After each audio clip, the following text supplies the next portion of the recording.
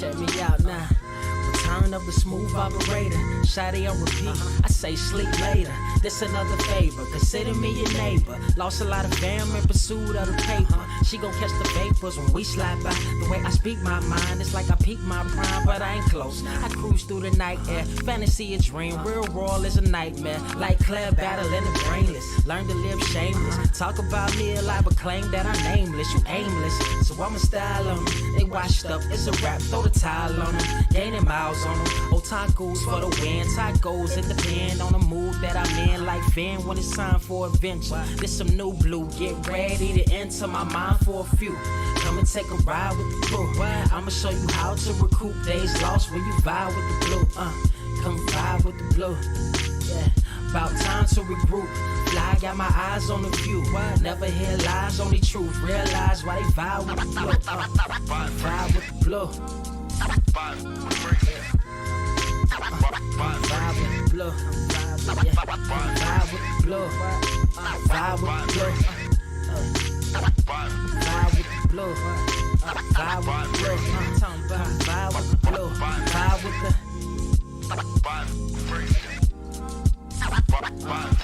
vibe with the sky. Wait, you know the rest. I'm blessed. I see you frontin' like you ain't impressed, but I still get requests. I'm playing Zelda on the GameCube. I quit spamming my music. Don't ever try forcing the links. That's a high rule. The wind waker, Mother Nature on my side too, controlling the elements. Go and check my avatar. I'm arrows ahead. Get the point. Moving forward, the battle scars accumulated over time are reminders of what I went through as a minor, but made me a grinder.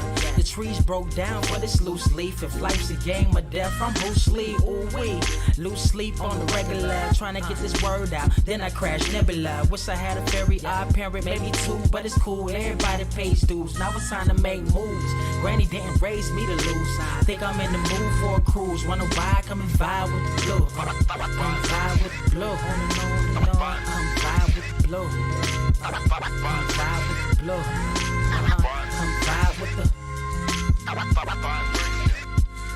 Check this out, y'all. I'm back spazzing like the elderly. Worth of my cousin Beverly. Never swear away from the truth. Just ask Heather. Be weather, be tripping. Starting to control like our destiny. Always give you the best of me until the death of me. My weaponry is a paintbrush. Hush, don't tell my secret. They get a hold of it. If you leak it, get it. It's cool. Got you covered though, look.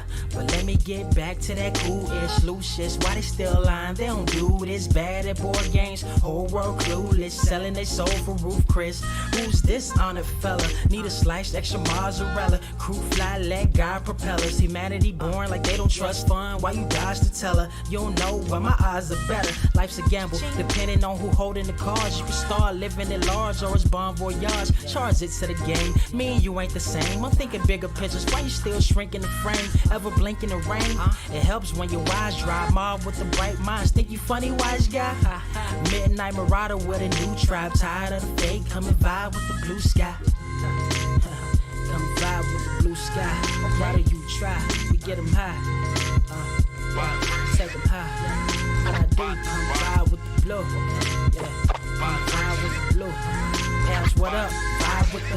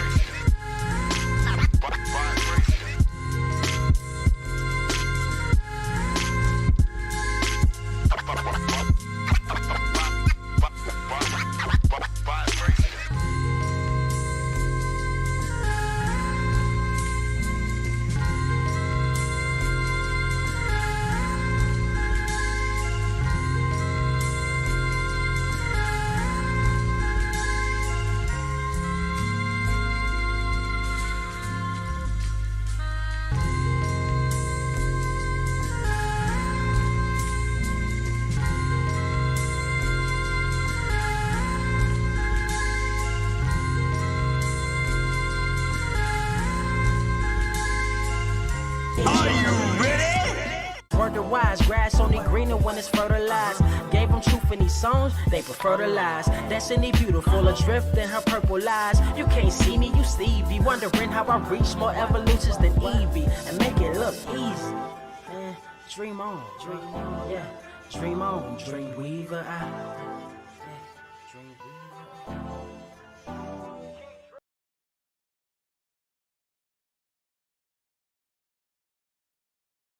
weaver. You gotta unmute that, big dog.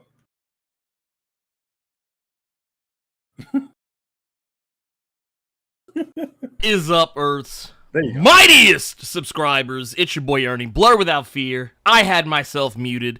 I'm with the homie. Carter presents. What's going on, peoples? Oh, let's see here. What we got going on here today. What we got going on here today, y'all peoples? It's going to be a good day. It's going to be a very, very, very good day. We got a lot of good stuff to talk about. I hope you all are tripped over a cable. It was a cable. There you go. Anyway. I tripped over a cable. I did. It was loose. It was jiggly. That's why you should always check your cables.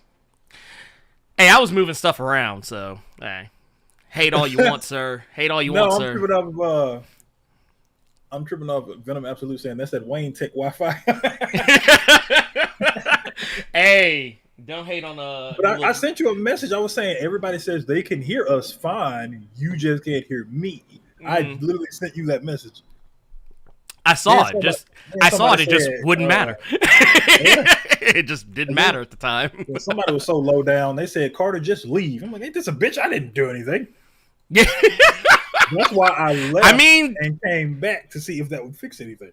No, that wasn't going to fix anything. It wouldn't fix anything. Wrong. Y'all just wanted my ass up out of here. I see how it is. Where is that rather Caucasian sounding name?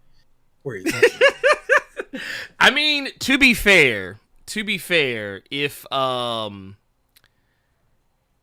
it would basically be like going back to like it'd be like a throwback cave. It'd be like a throwback cave if you did that. It would be interesting, but it would be interesting. Oh, that's low down to say. Yeah, they said stop buying from Hammer Industries. Hey, look! I'm gonna tell y'all right now. Y'all gonna stop hating. Y'all gonna stop hating on AIM's top of the line. Look, y'all heard of the Iron Man 3s? They got the Crimson Dynamo 2s. Man, I was watching a video yesterday. Somebody was wearing some Walmart 13s. I went to bed. Walmart.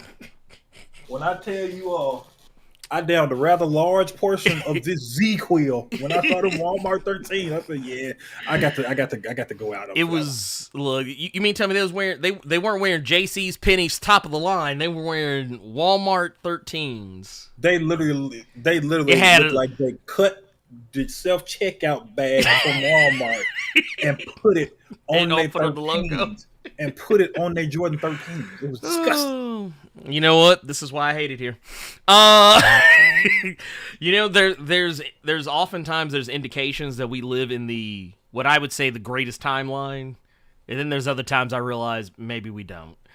Anyway, we got a lot to talk about. Episode 169 of the Blerd Cave. We're gonna be talking about some She-Hulk episode 2.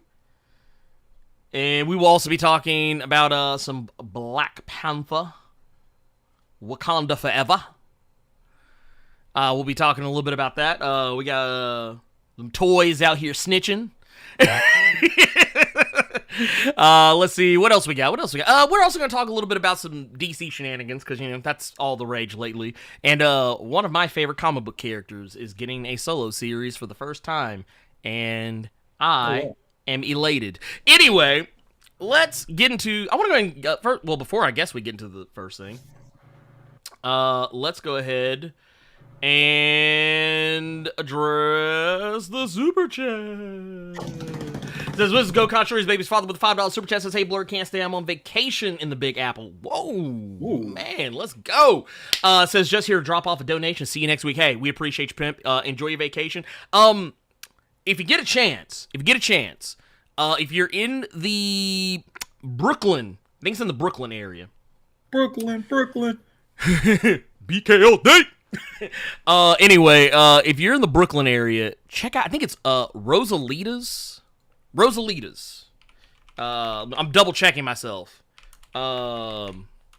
I'm double checking myself because I don't want to be a liar. Rosalia's Pizza. I had a good time there. Brothers got her own pizza place. You mean Rosalina? Oh, okay. You mean the cosmic being, cosmic princess? No, that's not the same one. That's Rosalina. That's Rosalina. I said Rosalia. Rosalia. Pizzeria. Really good pizza. If you get a chance. And yeah, if probably by the time you've sent this, you probably are not here right now. So it was anyone else who's in New York or happening to be visiting who hasn't been there, y'all go check it out. Anyway. Anywho's, let's see here. Let's go ahead and let's go ahead and get into our stuff, man. Carter, we got a little bit to talk about here. Carter, did you watch She-Hulk episode 2? I assume you did. I did. You did. Oh man, my man, out here doing the Lord's work. Anyway, let's get into that. So, Carter, we got episode 2.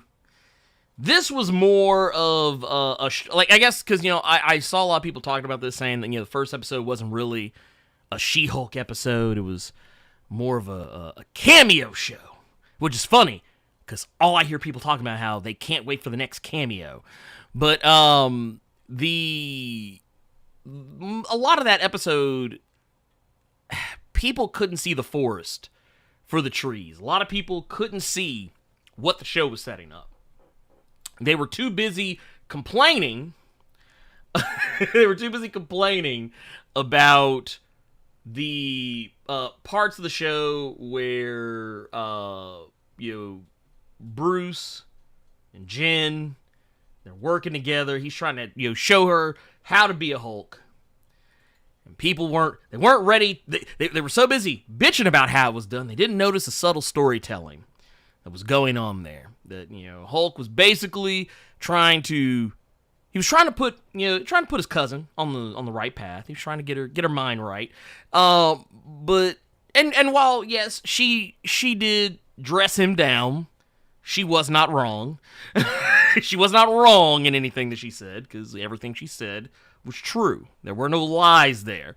I actually had to school an old friend of mine, longtime friend of mine, on Facebook the other day, which I thought was hilarious because this guy used to work in a comic shop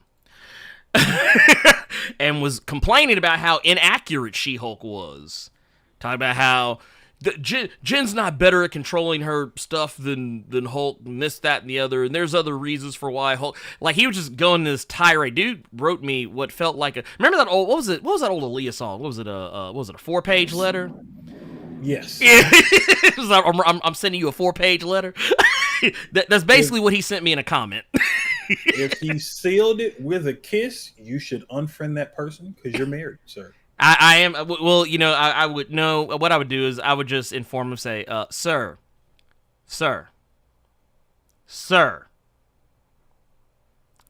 no thank you. But no, so last episode, like I said, we got our Hulk, Jen, back and forth. They talked a great deal about spandex and, how to be a Hulk. What all that meant. They broke the bar because, that's what you do when you're a Hulk. You break shit. There was a lot of thunder clapping. Fortunately, because this would be incest, it was not a clapping of cheeks. It was clapping of hands. Thank you. Please and thank you. Hey, if this was Mark Millar's She-Hulk, that's not incest. That's just things that gotta happen. He's like, we gotta keep the bloodline. It's that common ass sense. Like, who else would be? Duh. Look, I'm gonna go ahead and tell you right now, if Tatiana Maslany, if she would have walked in on that table reading for that episode, she'd have had this face. She'd been like, excuse me? She'd have been like, what? Excuse me? I didn't sign on for this. But no, so they've been setting up something. A lot of people, I guess, I don't know how this isn't more widespread knowledge, but a lot of people seem to not be aware that there is a certain deal, and we've talked about this deal before, Carter, where they can't make Hulk movies. They can't make Hulk movies because Marvel doesn't own the rights to Hulk. They can put the Hulk in movies, just not his own movie. Like, they have to, like this is why every Avengers movie, every other Marvel movie he happens to appear, and this is why Hulk always has this little bit of an arc that some people may feel like it slows the movie down, some people may feel like, it's perfectly fine and dandy, some people may not even notice it, and I feel like that is kind of the case for what we're talking about here, but they've been setting up so much subtly with the Hulk over the last few years. It's like long-term booking in cameo form.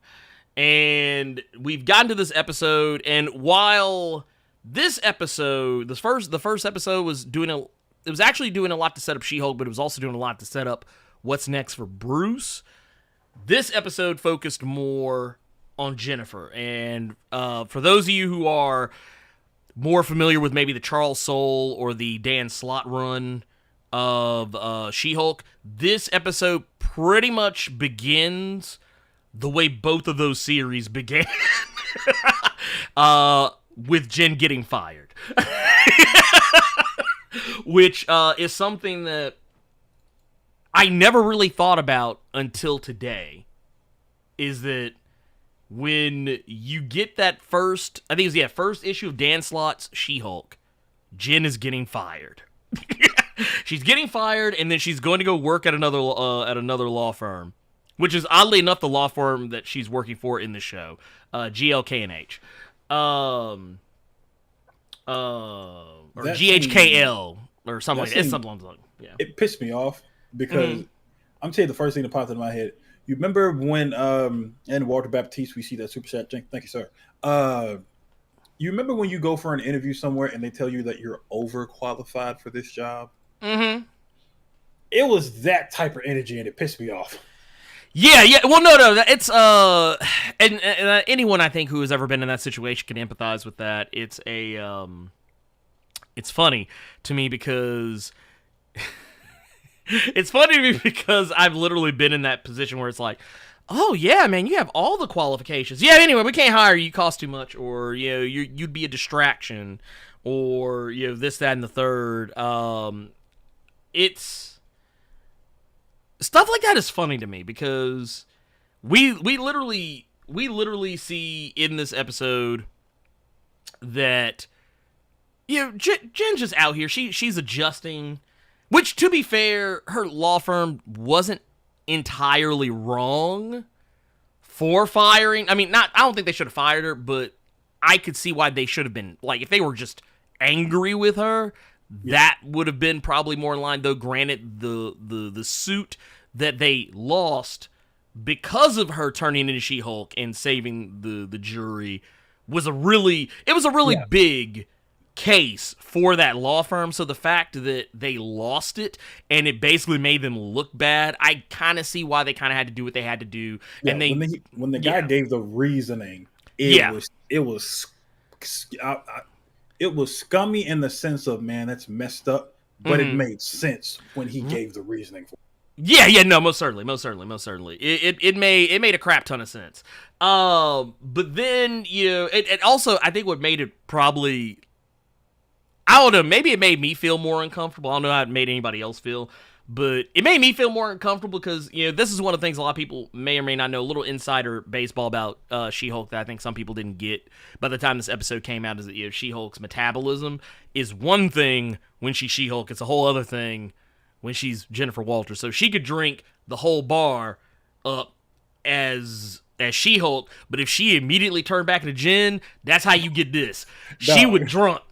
I was not expecting them drinks to hit her that hard, that quick. Dude, look, she was white girl wasted. She wasn't even Jen for more than a second. I thought she slipped on something. I'm like, oh no. She fell herself. Oh no. She gone. She off the Hennessy. She off that Hennessy. Well, she was out here ready to take that hoodie off. This would have been a whole other She-Hulk show. We would have saw that. We would have saw that Shulky. What was it? Carrying the dude. we would have seen this shot a whole 2 or 3 episodes early.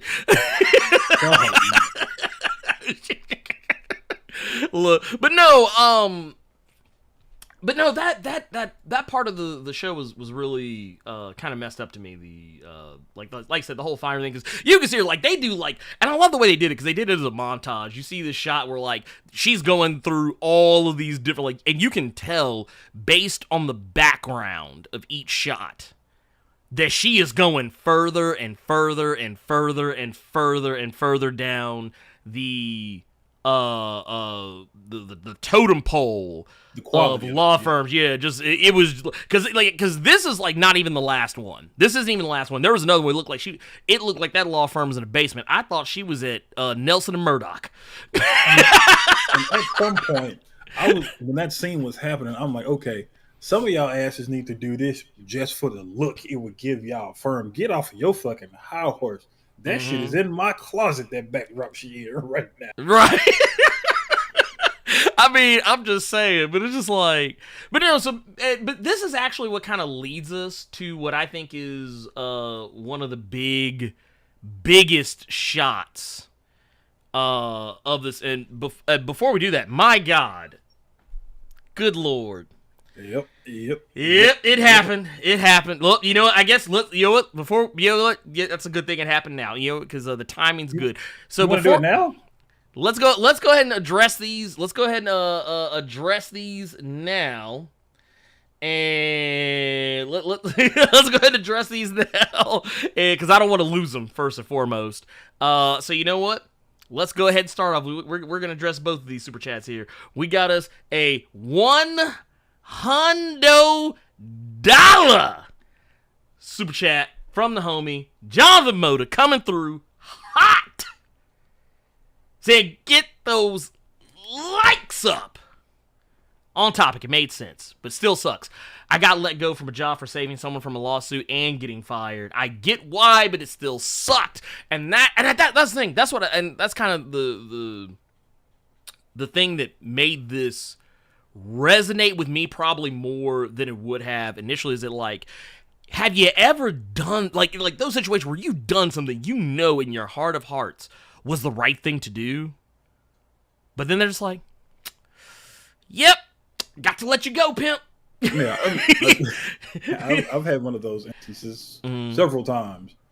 Oh yeah, it's like I remember, like, and not just, I've had it in various, I've actually had it happen in different fields for various and sundry reasons, and even when and I think that's what actually makes it worse is when you can tell that the person who is firing you knows you did the right thing, but they still got to fire you, even if they don't want to, even if they don't want to fire you, they still got to fire. And I think honestly, I would rather be fired for gross negligence, like just me just completely fucking my job up, like just like, fire me for being chronically late. Fire me for not showing up to work. Fire me for being bad at my job. Don't fire me because I'm a good person. Don't fire me because I'm a nice person. But I get it. That's the corporate world, which I still don't think is a good excuse. But no. By the way, so, and I want to make sure it is not forgotten either. I am still setting the thing up. So we're gonna do it. I said we're gonna do it this week. Yeah, we're gonna do it next week. These things take time, people. Yes, but it is well worth it. Well, no, also that, and I think Carter and I both had the same realization yesterday that the thing that we wanted to use to do what we're going to do without saying more about it. Yeah. Is a thing I've actually used before in the past, and I couldn't remember the name of it. Carter couldn't remember the name of it, so here we are. And we figured that out last night, and by the time we got that information, it was way too late for me to even be trying to put something together at the last minute, so that just, it is what it is. Y'all don't even know what it is, so don't rush us. Don't rush. Yeah. Like y'all rushing the surprise. We also got the 1999 Canadian super chat. Says, contributing to the Blerd movement. I can't stay for the whole episode because I haven't seen any She-Hulk yet. Also, the likes don't seem to match the attendance. They do not. I had to go through this yesterday when I was live on YouTube. What? Come on, y'all gotta get these likes up. Yeah, they come pop on. right up, though. So I need you all to keep that same energy over here. I need yes, please. Put 'em up. Let's see. Let's get them. We got 214 people here. I see 101 likes. I see 101 Dalmatians. Can we go ahead and just pretend there was 214 of them? Let's pretend. Let's just pretend. Let's pretend. I know in the movie Cruella de Vil killed the other 100 some odd of them, but that's okay. We're not going to talk about that. I need y'all to get us to. We need to get them Dalmatians back. I just started thinking of the Cruella movie. What the Dalmatian did. Look. I ain't gonna lie. If that Dalmatian pushed my mama off a cliff, I'd be mad too. Look, I would dye my hair half white on one side, black on the other, and be acting a whole fool too, driving that little ugly ass car that was rattling. Look, I'm just saying. I'm not saying she should have killed the puppies or she should have been trying to kill the puppies. But if you saw what we saw, you'd understand. You'd be like, nah, she killed my mama. Them dogs knocked my mama off a cliff. But no, so first and foremost, thank you for those super chats, by the way. But yeah, Jen getting fired actually sets up it. Carter, did you ever have this on your 2022 bingo card that a MCU superhero getting fired from their job sets up them X-Men's? Did you have that on your 2022 MCU bingo card? Did you have it? Did you have it, Carter? It sounds like foolishness. Okay. Well, then, you know what? Here. Bam! So, I want you to see something. Iron Man 3s? Yeah, that's right. The Iron Man 3s. Right there. But no, here's the real thing I want you to take a look at, Carter. Look underneath. Related articles? Yes, related articles. Man fights with metal claws. Oh, my goodness. In bar brawl. Yo. That's not the only one. See, people, this is why when you're watching your favorite show, your favorite movie, your favorite anything, even though a lot of people do not watch TV anymore because of all these streaming services, watch them on your TV.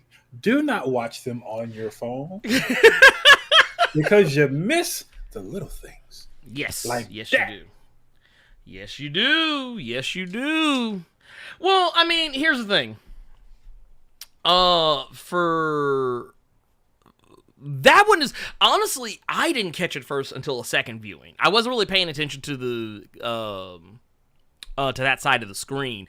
My dumbass was reading the Swiss Village mascot part of it. I was like, oh, I wonder what's in that little blurb. I will say this. There's lots of little here. Let's go back because that's not the only Easter egg in there. Carter, let's go back. There is a Find Ant-Man link, which is very likely either a nod to a Where's Waldo style game. Yo, you see what's next to Find Ant-Man? Mm-hmm. Bruh. Lightning McQueen is in the MCU, bro. And you know what that means? That means Mater's there too. I didn't. You could have kept that one to yourself, and I felt like you was gonna go that route. I felt like yeah, you was I was actually really thinking about it. We also got Norse mythology references to Thor. We've also got Avengers right there, and there's also Insanity on another one. I don't know where that one's going, but you never know. There's also a thing for, and it doesn't say here, it's kind of, and you really can't see it here either because the lower third's blocking it. I'll move it here for a sec just so we can see it. There's a thing here says, bot cleanup.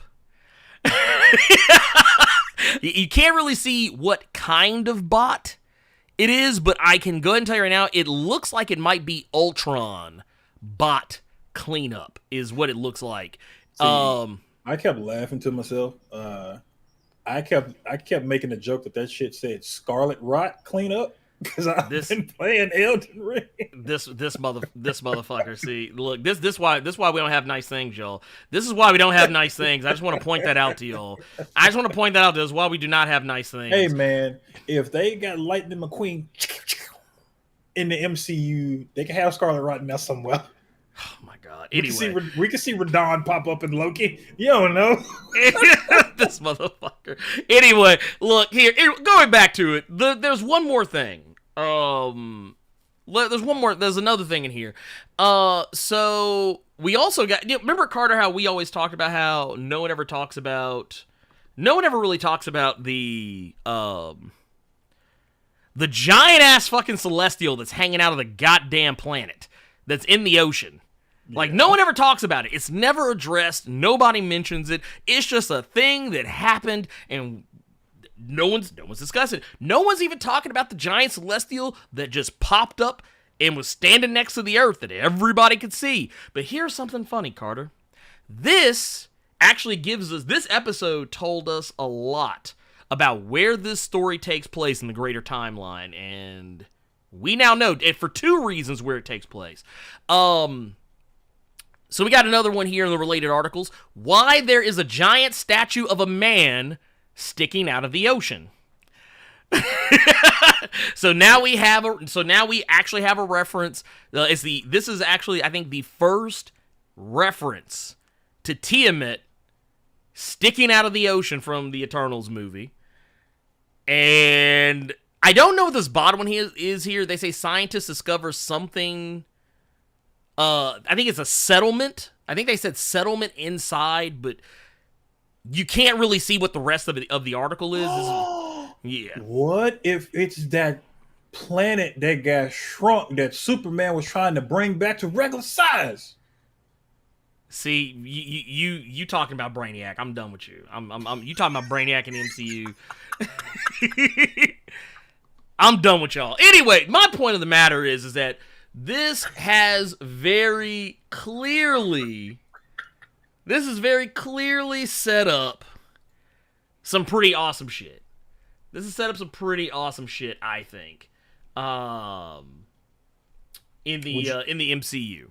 Would you be mad if nothing comes of that? No, not at all. Well, okay, let me rephrase it.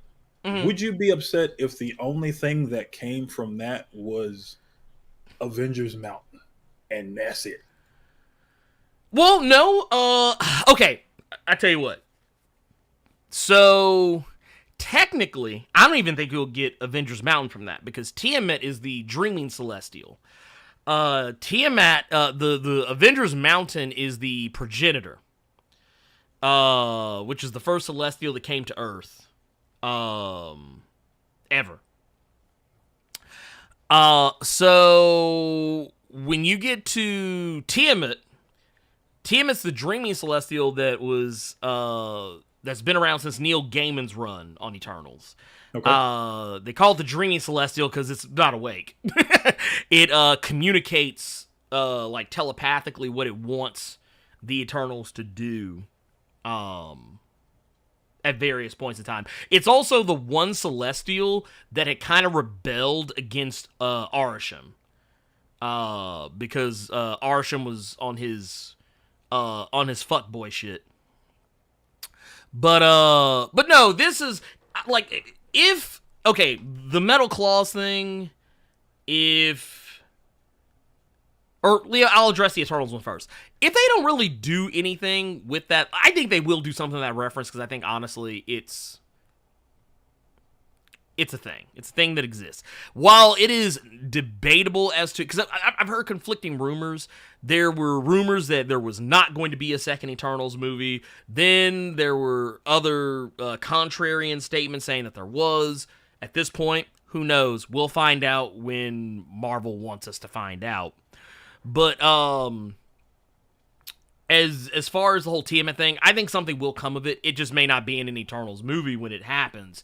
And honestly, if they did decide to, okay, we did the movie, we want to do a more long form story. Let's just make it an MCU show, like a Disney Plus show. I'd be perfectly fine with that too. Whatever the case is, I wouldn't be angry if I got more Eternals. I actually quite enjoyed the movie. But it's probably the thing that... Now, what I would be a little bit miffed by is if the... If the reference to the man fighting in the bar with the metal claws, if they never address that ever again, I would find that a little silly. Just because that's such an obvious thing. Like that's not like a... Because here's the thing. It was very specific. Because I know there were some people saying, oh, well, what if it was, maybe it was just somebody using like some... they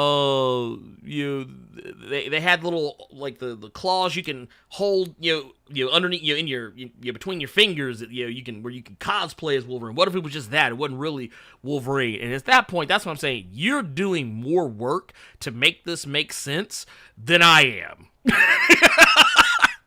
Look, I'm just saying, can I please have this? Can I please have this in the MCU? Please? Please? Please, can I get that ugly-ass yellow and brown suit in the MCU just one time? That's all I'm asking for. That's going to be a really bad Blerd cave.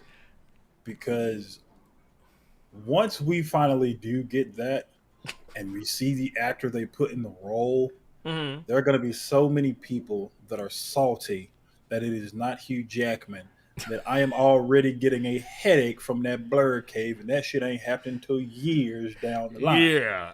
I mean, honestly, I'm mad at all the people who are going to be coming in talking about Tom Cruise in the movie. Now, here's the thing. If you wanted to cast Tom Cruise in a role in the MCU, Wolverine would make sense because he is the right height. Because Tom Cruise is short as hell. I'm taller than Tom Cruise.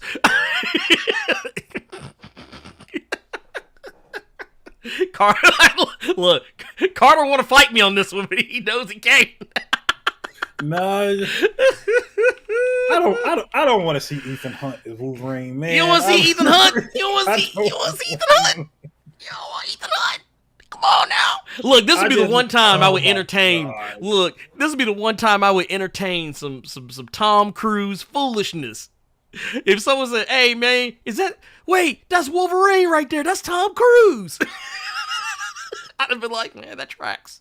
I just know that I could already imagine the chat. I can already imagine Twitter and us having to speak on it. I can already see the YouTube comments. Oh, yeah. They got to be Wolverine. That is going to be ridiculous. I mean, here's one thing. There's one movie, and one movie alone, that actually has always been the thing. Like, if someone ever told me, hey, Tom Cruise for Wolverine, here's what I would say to you. I would say, I've seen Collateral. That might work.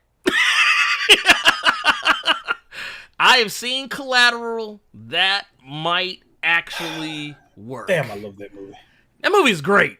I just want to say right now, if anyone in this chat has never seen the movie with Tom Cruise and, for what inexplicable reason, Jamie Foxx, Collateral is a fire-ass movie, and it did not get its flowers when it originally came out. Because I remember when that movie came out, so many critics at the time dunked on that movie. They called it stupid. They said Tom Cruise was unbelievable.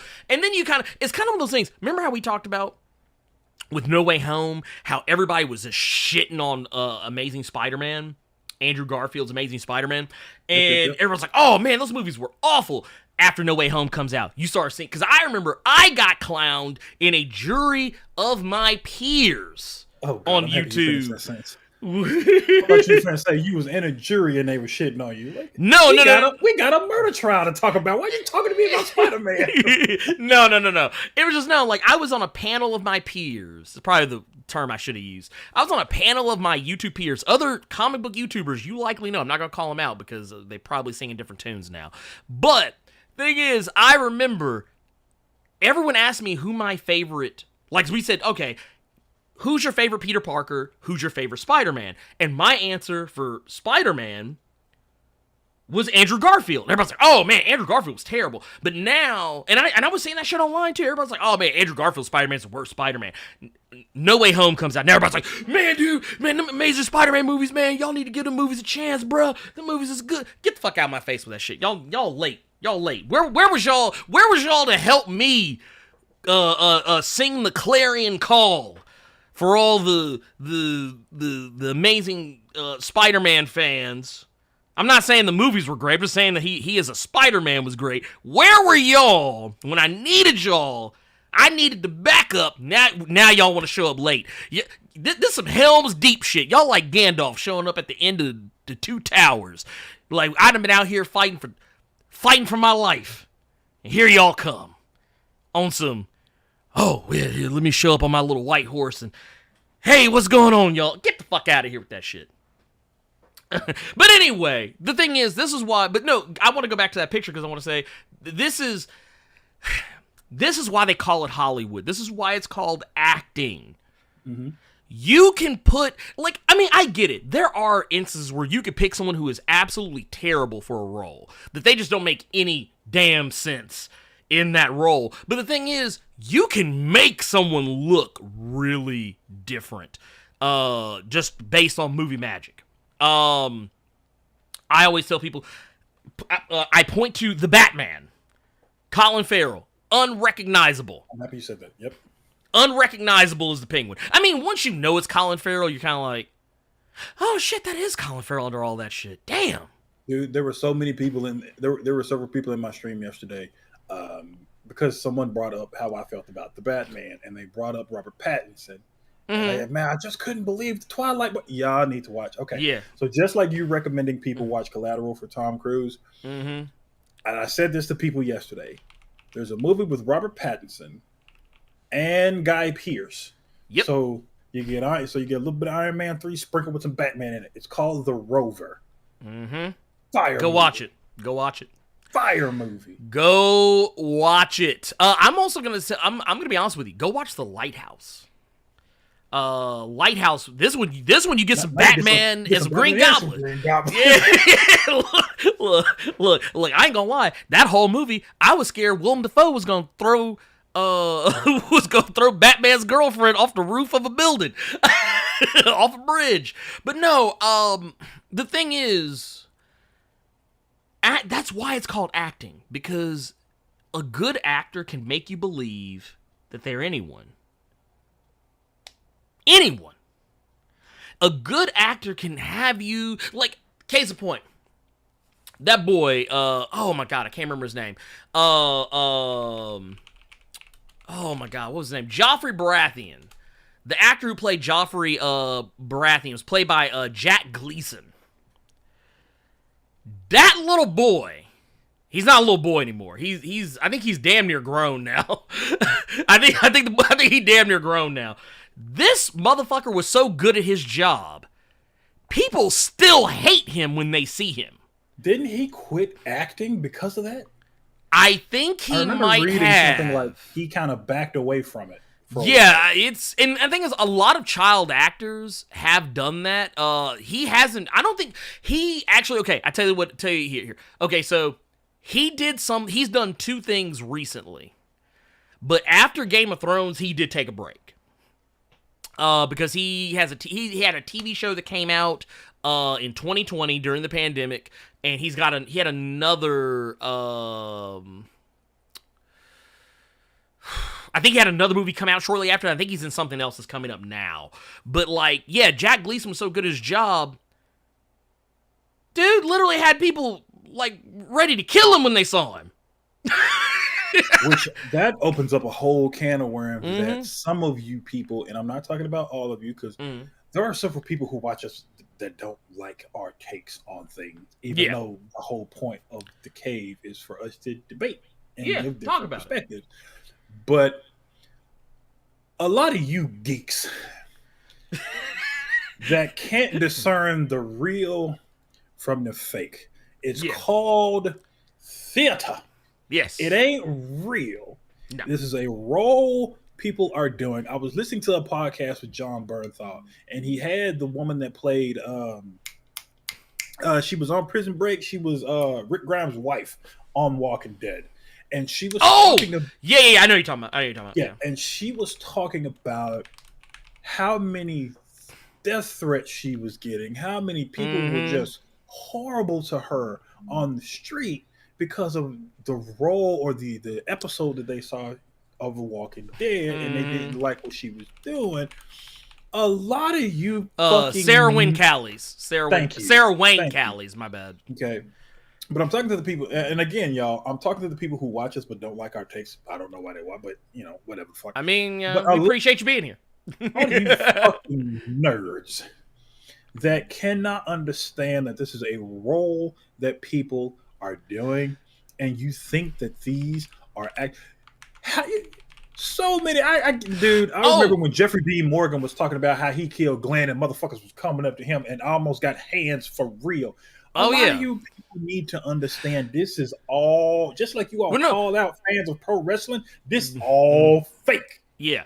Well, no, Anna Gunn. You remember Skylar White that was on Breaking Bad? She caught hate because people hated her.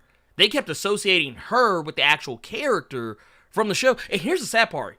And that's wrong on two fronts. That's wrong on two fronts, because not only are you out of line because this is all make-believe, you're also out of line because Skylar wasn't wrong.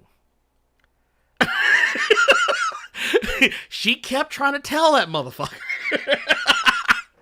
But no, Walter White thought he was big and bad. He thought he was Lex Luthor for real. Okay, no, when I say nerds and I'm saying these people are geeks, I'm not saying actual, like, you know, nerds or geeks. No, we're talking about using that as a phrase to insult these people. Yeah. These fucking dweebs. The same ones who will watch, who they send all these death threats to Sarah Wayne Callies for Walking Dead, but are the same ones that don't read comic books because comic books are for kids, but they have watched every fucking season of Walking Dead. It's like nuts. Well, I mean, it makes me realize that, like, it's like, damn, man, y'all take this way more seriously than you should. Yeah, just putting that out there. We can make jokes about how people act, but you have to realize it's not a real thing. Jim Carrey is really not the cable guy, people. No. You see what I'm saying? He's also not Ace Ventura, Pet Detective. You see what I'm saying? These are just roles. This ain't real. This is play. This is playing with your friends, but you're getting paid a lot of money to do it.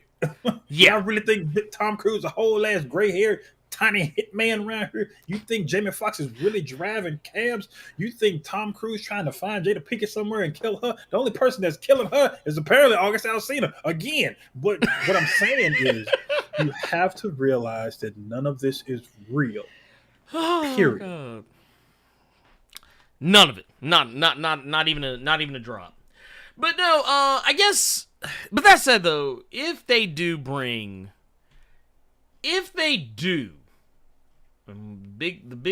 big word here, or the operative word rather here is if they bring Wolverine into the MCU, if I get to see this right here in the MCU, I'm a holler. That's all I'm gonna say about that. I mean, personally, I think that for us to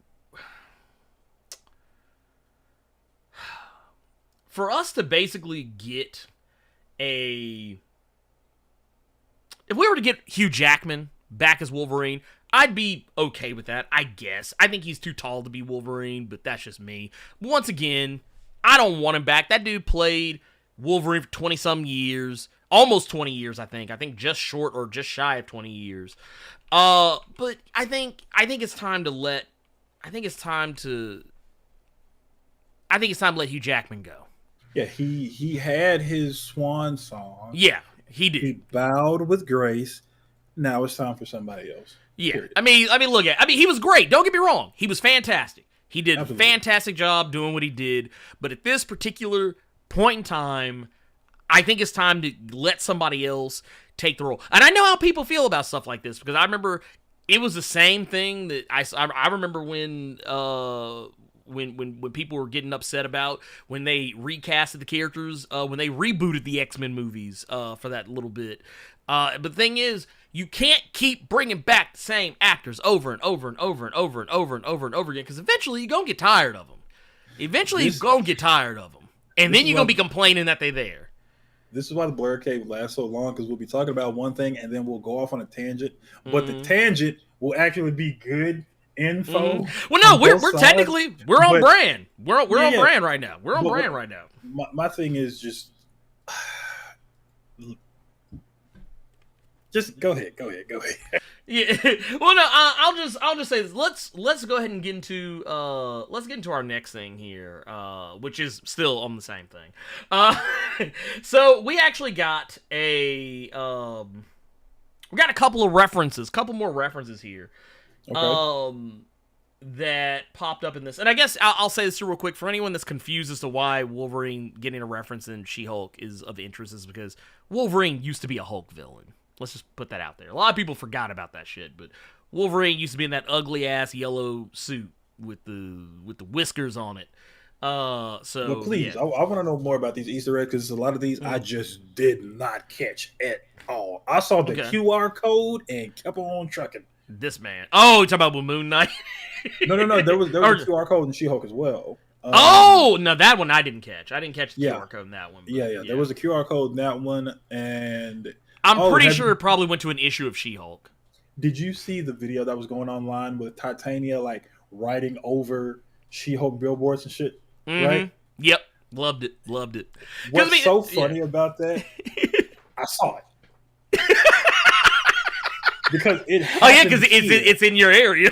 Yeah. I'm on the bus just riding around because I was bored.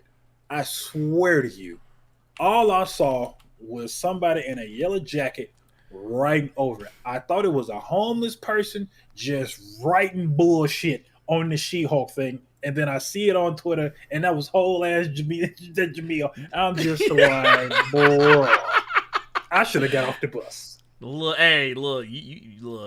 I'm just saying, man. I'm just saying. I mean, here's the thing. Here's the thing with that. For me, is that I'm here for it. I'm here for that type of stuff. I'm here for those type of references. The other references that we got in this episode, the ones that kind of stuck out to me. We're actually gonna play a clip here, for a couple of them. But yeah, here, let's go. Here we get. I got this queued up, and oh yeah, let me turn that off because I want you guys to actually be able to hear it, which would be which would be amazing. Would be amazing. Here, let's go. Actually, Blonsky wrote me a really nice letter a while back, and a really heartfelt haiku. So we put everything behind us. That fight was so many years ago. I'm a completely different person now, literally. So that scene where he's talking about where Jennifer's asking him, "Hey,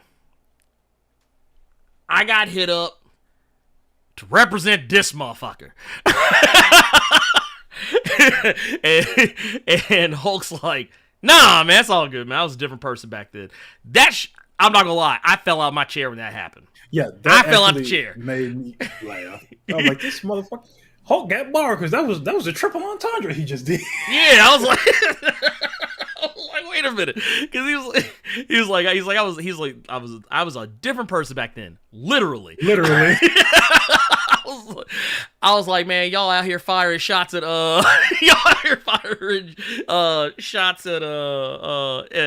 Norton. Because I mean that was the thing. That was, I mean, yeah, we've talked about it ad nauseum on the show before, so I mean, I'm not gonna, we're not gonna go back into it, but yeah, that was a thing. The Edward Norton Incredible Hulk, it keeps getting references. They keep making references to it. They keep bringing it up. I love it. I'm here for it. Let's go. Well, there is one thing I do want to bring up about that movie, but it's pertaining to She-Hulk. Go ahead. When we get to the scene with Jen talking to Emil Blonsky, and he's basically saying that he didn't want to do what he did. He was trying to serve his country, and they just gave him this borked up version of the super soldier serum. Okay, here's my question to you, because it's been quite a long time since I've seen that movie, and I might be remembering things wrong. Yeah. He wasn't forced to take that shit. Didn't he have someone at gunpoint tell him to turn him into a Hulk? Or am I misremembering? No. You're not misremembering. Okay, so basically, here's the thing. No one forced him to do it. But here's the deal. No one told him, like, what the end result would be. Is like, okay, so, because basically what he saw, I mean, technically, in a way, he was sold a bad bill of goods. Mm-hmm. Because technically, the way it was sold to him is that it would make him like Captain America. That was actually a reference in the movie. Like, it was like, oh, hey, this is going to make you a super soldier. This is going to put you on par with the Hulk, that you could take him down. You would have the power necessary to stand up to a Hulk. And then everything went wrong. As it usually does when it comes to super soldiers in Marvel Comics. That's not even just the movies and TV shows. That's even, like, in the comics. Typically, people who try to become super soldiers they usually end up coming out bad. They usually end up getting turned into monsters or, like, just crazy people. But I did think that was interesting. I actually did think that is actually interesting, but it does put it into a little bit of perspective. And technically, I think Blonsky was actually kind of, giving a little revisionist history on it, but it does, but he is not wrong in that they did tell him that he was going to be a superhero, that the serum wouldn't warp his mind and make him crazy.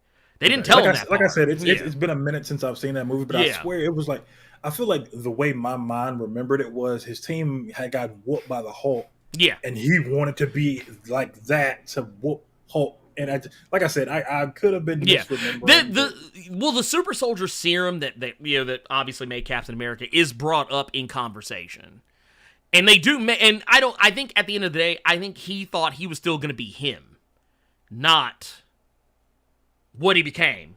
Ultimately, what he became is that's more my line of thinking on the matter.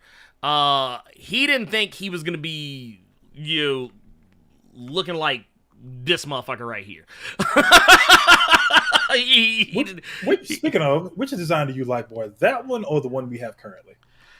I like the current one. I like this one now. I like this a lot better. I like my Abomination to look more comics accurate, but I will say this, and I know for a fact it will never happen. So I'm not expecting it. I'm not saying that's going to happen. I'm not saying that it will occur at any random point in time. I'm not saying any of these things, so I don't want anybody putting words in my mouth. But if we could get the more recent iteration of the Abomination, I would not be upset about it. If we could get here, well, actually, let me put this over here so we can do it that way. Let's go. Yep, bam. If we get that version of Abomination, nasty. That would be more in line with what I would want. I would want that. With the snot that is coming out of the nose? Yeah, look, and the hands come around his face. That's what I want. That's the Abomination that I would want. But the other thing that came up in this is this is where we start getting to the real meat of the matter here. Let's go to this shot right here. You coming to LA anytime soon? Yeah, probably not for a minute. I got some things I gotta take care of.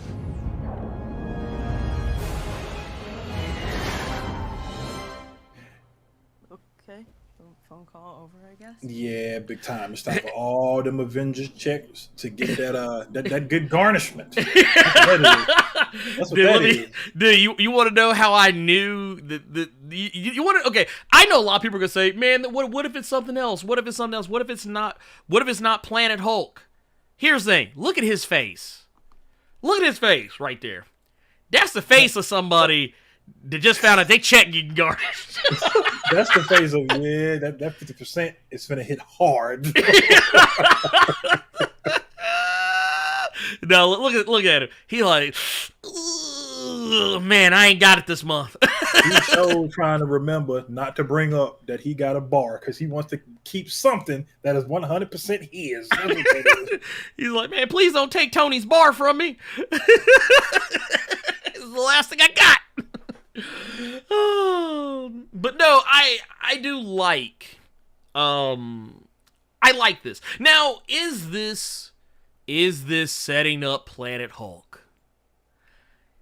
If you listen to Mark Ruffalo's been big upping it. Though to be fair, he's been big upping a lot of things. Mark Ruffalo has been basically talking about wanting to do Planet Hulk. He's talked about wanting to do the Maestro. He's been talking about wanting to do, all the future and perfect stuff. He's been wanting to try to do all of it. So he want that money that Robert Downey Jr. and them got. That's what that is. Mark Ruffalo is down to do anything because he want that bread. Oh period. Yeah. I ain't mad at it. No, getting goddamn well that he was not everybody's first pick for the Hulk. So he's finna get as many movies out of this shit as he can so he can live super comfortable. So oh yeah, and I'm not mad at him though. I'm not mad at him. I honestly, if they actually went this direction, with Mark, if they do a Planet Hulk, or at the very, because here's the thing, here's something a lot of people aren't thinking about. Time passes differently on Sakaar. Time passes way differently. So a lot more time has gone on since Hulk left, or hell, even since he got there in the first place. The time differential between those, Earth and Sakaar, it wouldn't be that far out of the spectrum of possibility. I'm not thinking that. I'm not saying that we gonna see Scar and he just good and grown already. I'm telling you that they're gonna make. Oh my God, that would piss so many people off. But I feel like that's what they're going to do. I guarantee I will put money on this. I will put these comics that are on this shelf that ain't nowhere near all the comics I own. I guarantee you the first Hulk movie we get fully in the MCU is going to be a goddamn buddy cop comedy with Bruce and Scar. I guarantee you. I wouldn't be mad at it. I would be mad at it. I mean, I think it would work. Give me a little Tango and Cash, but make it Hulk and Scar. I'd be into it. I got to give a shout out to Rajah Harris saying he's saying Hulk. He about to ask if he can put a little bit on it. Dude, because honestly, I ain't gonna lie. The first thing I thought of, look, and I can't help but go back to this shot. I can't help but go back to this one shot right here. But the look on his face. How much? Damn. Look. He really about to look. But you know what he needs, Carter. You know what he needs right what now. What does right? he need? That man needs legal counsel. Oh yeah. He needs legal counsel. And you know what he needs? You know what he needs more than that? He needs fourth wall-breaking legal counsel. He needs somebody to turn around and be like, man, look, this is bullshit. You got my client hemmed up. I'm gonna need y'all to come up off this. This is kangaroo He's court. Not even really Bruce Banner, and then Jen just reach into the screen and pull Ed Norton ass out of that. Ooh! Oh no. You know what I want him to do? You know what I want him to do, Carter? Here's what I want him to do. So we know that they got the comics in the law firm, because we've seen them. We've seen her walk by, and they got the bins up. They got the comics out on display. You saw a dude coming out the room he was like, oh shit, that's She-Hulk. but no, we know they have the comics. I'm not gonna lie, I would holler if at some point in this show Jen has to go to Sakaar and get her cousin out of trouble with the Sakaran Department of Child Services, and she pull out that long box of comics and be like, nope, you see here in issue. What they yanked Eric Bana back in the MCU. Look, dude, I ain't gonna lie. Look. Hold on, wait a minute. Disgusting, Juggernaut. You are disgusting, bro. Bruh. If they actually, dude, first off, if they did that, that would be disgusting. But could you imagine, Carter, I want you to imagine something. Actually, no, I don't want you to imagine it. I want you to see it. Could you imagine if she says, I want to bring to the stand my surprise witness. Bam! There he is, right there.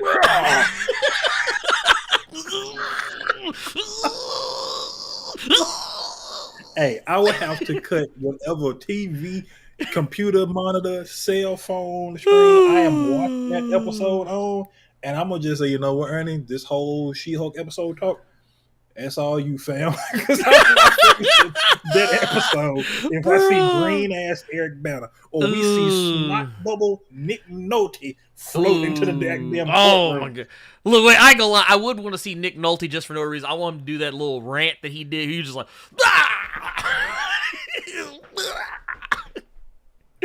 oh goddamn.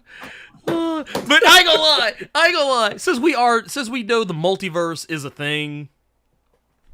We know the multiverse is a thing in the MCU. I wouldn't be messed up if they brought back both of them.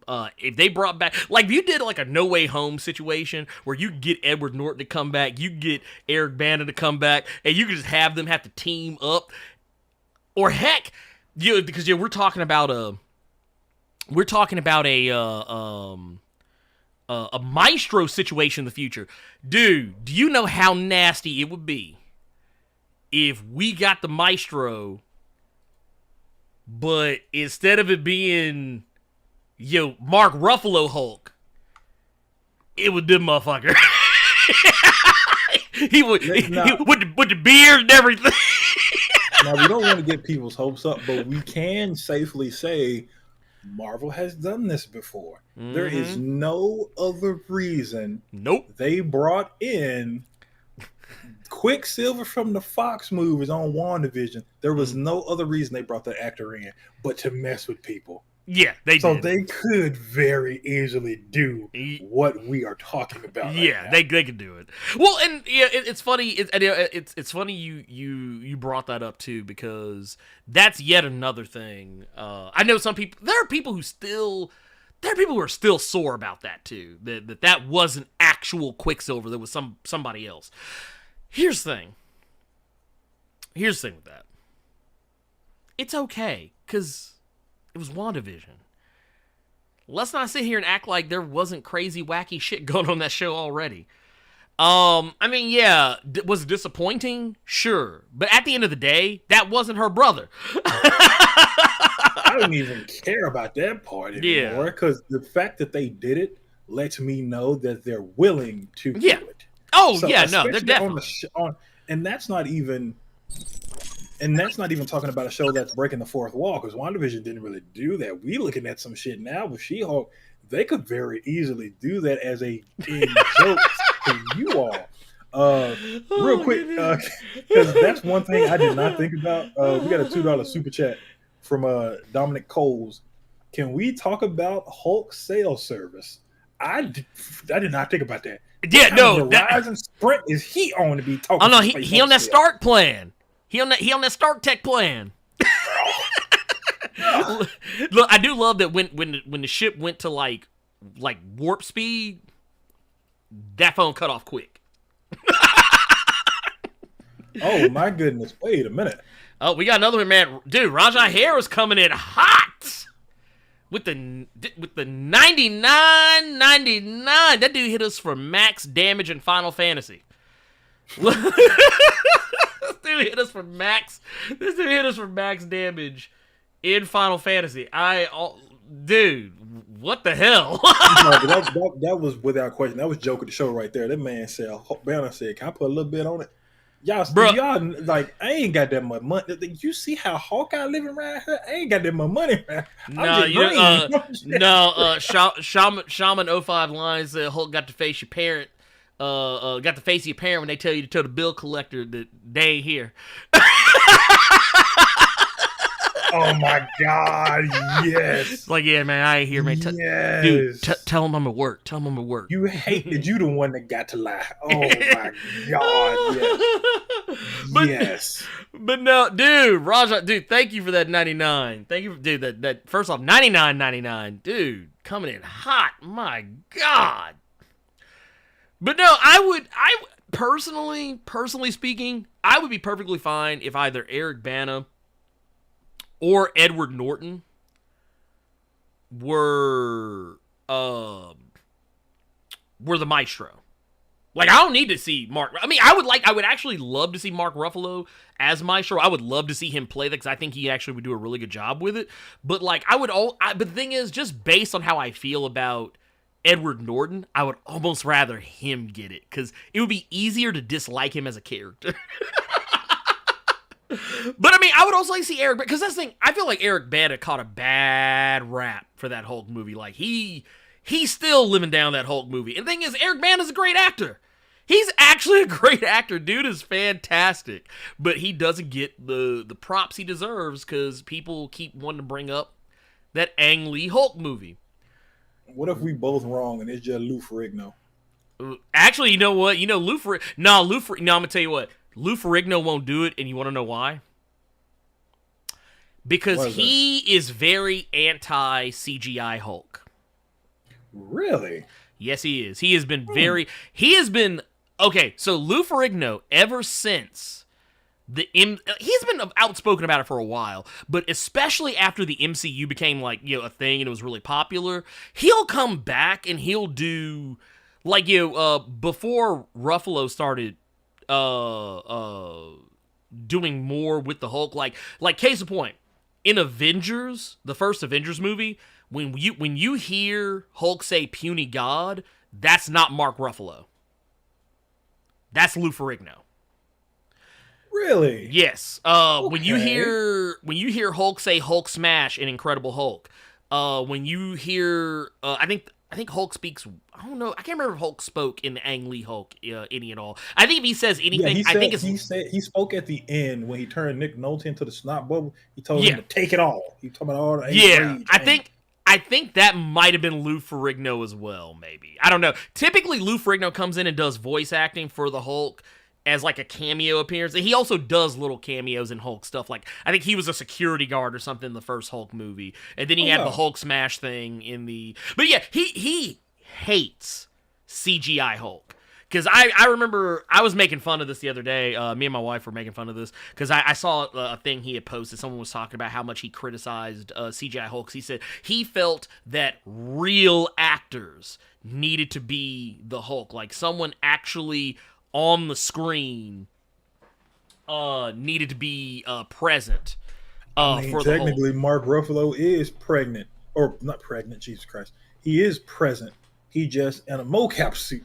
Yeah, he's there. Well, no. I mean, but he's okay. So basically, I know what you mean. He wants a motherfucker that's painted green, right? And here's the thing. So the reason why me and my wife were actually talking about this was because remember when I hit you up on Discord the other day with that picture that Petey Wheatstraw was on Tubi TV. Yeah. So me and my wife, we were looking for something to watch, and before we got to Petey Wheatstraw, we found Trial of the Incredible Hulk.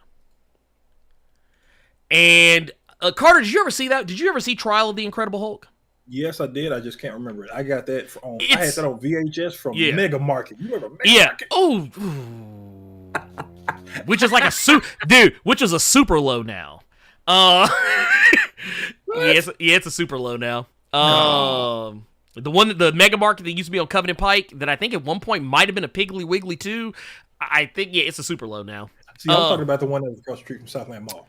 Oh yeah, no, I don't know what that one is anymore now, but it might be something else. But no, we saw a trailer. We didn't see a trailer for. We actually watched the trailer for it, but it was on Tubi TV. The Trial of the Incredible Hulk.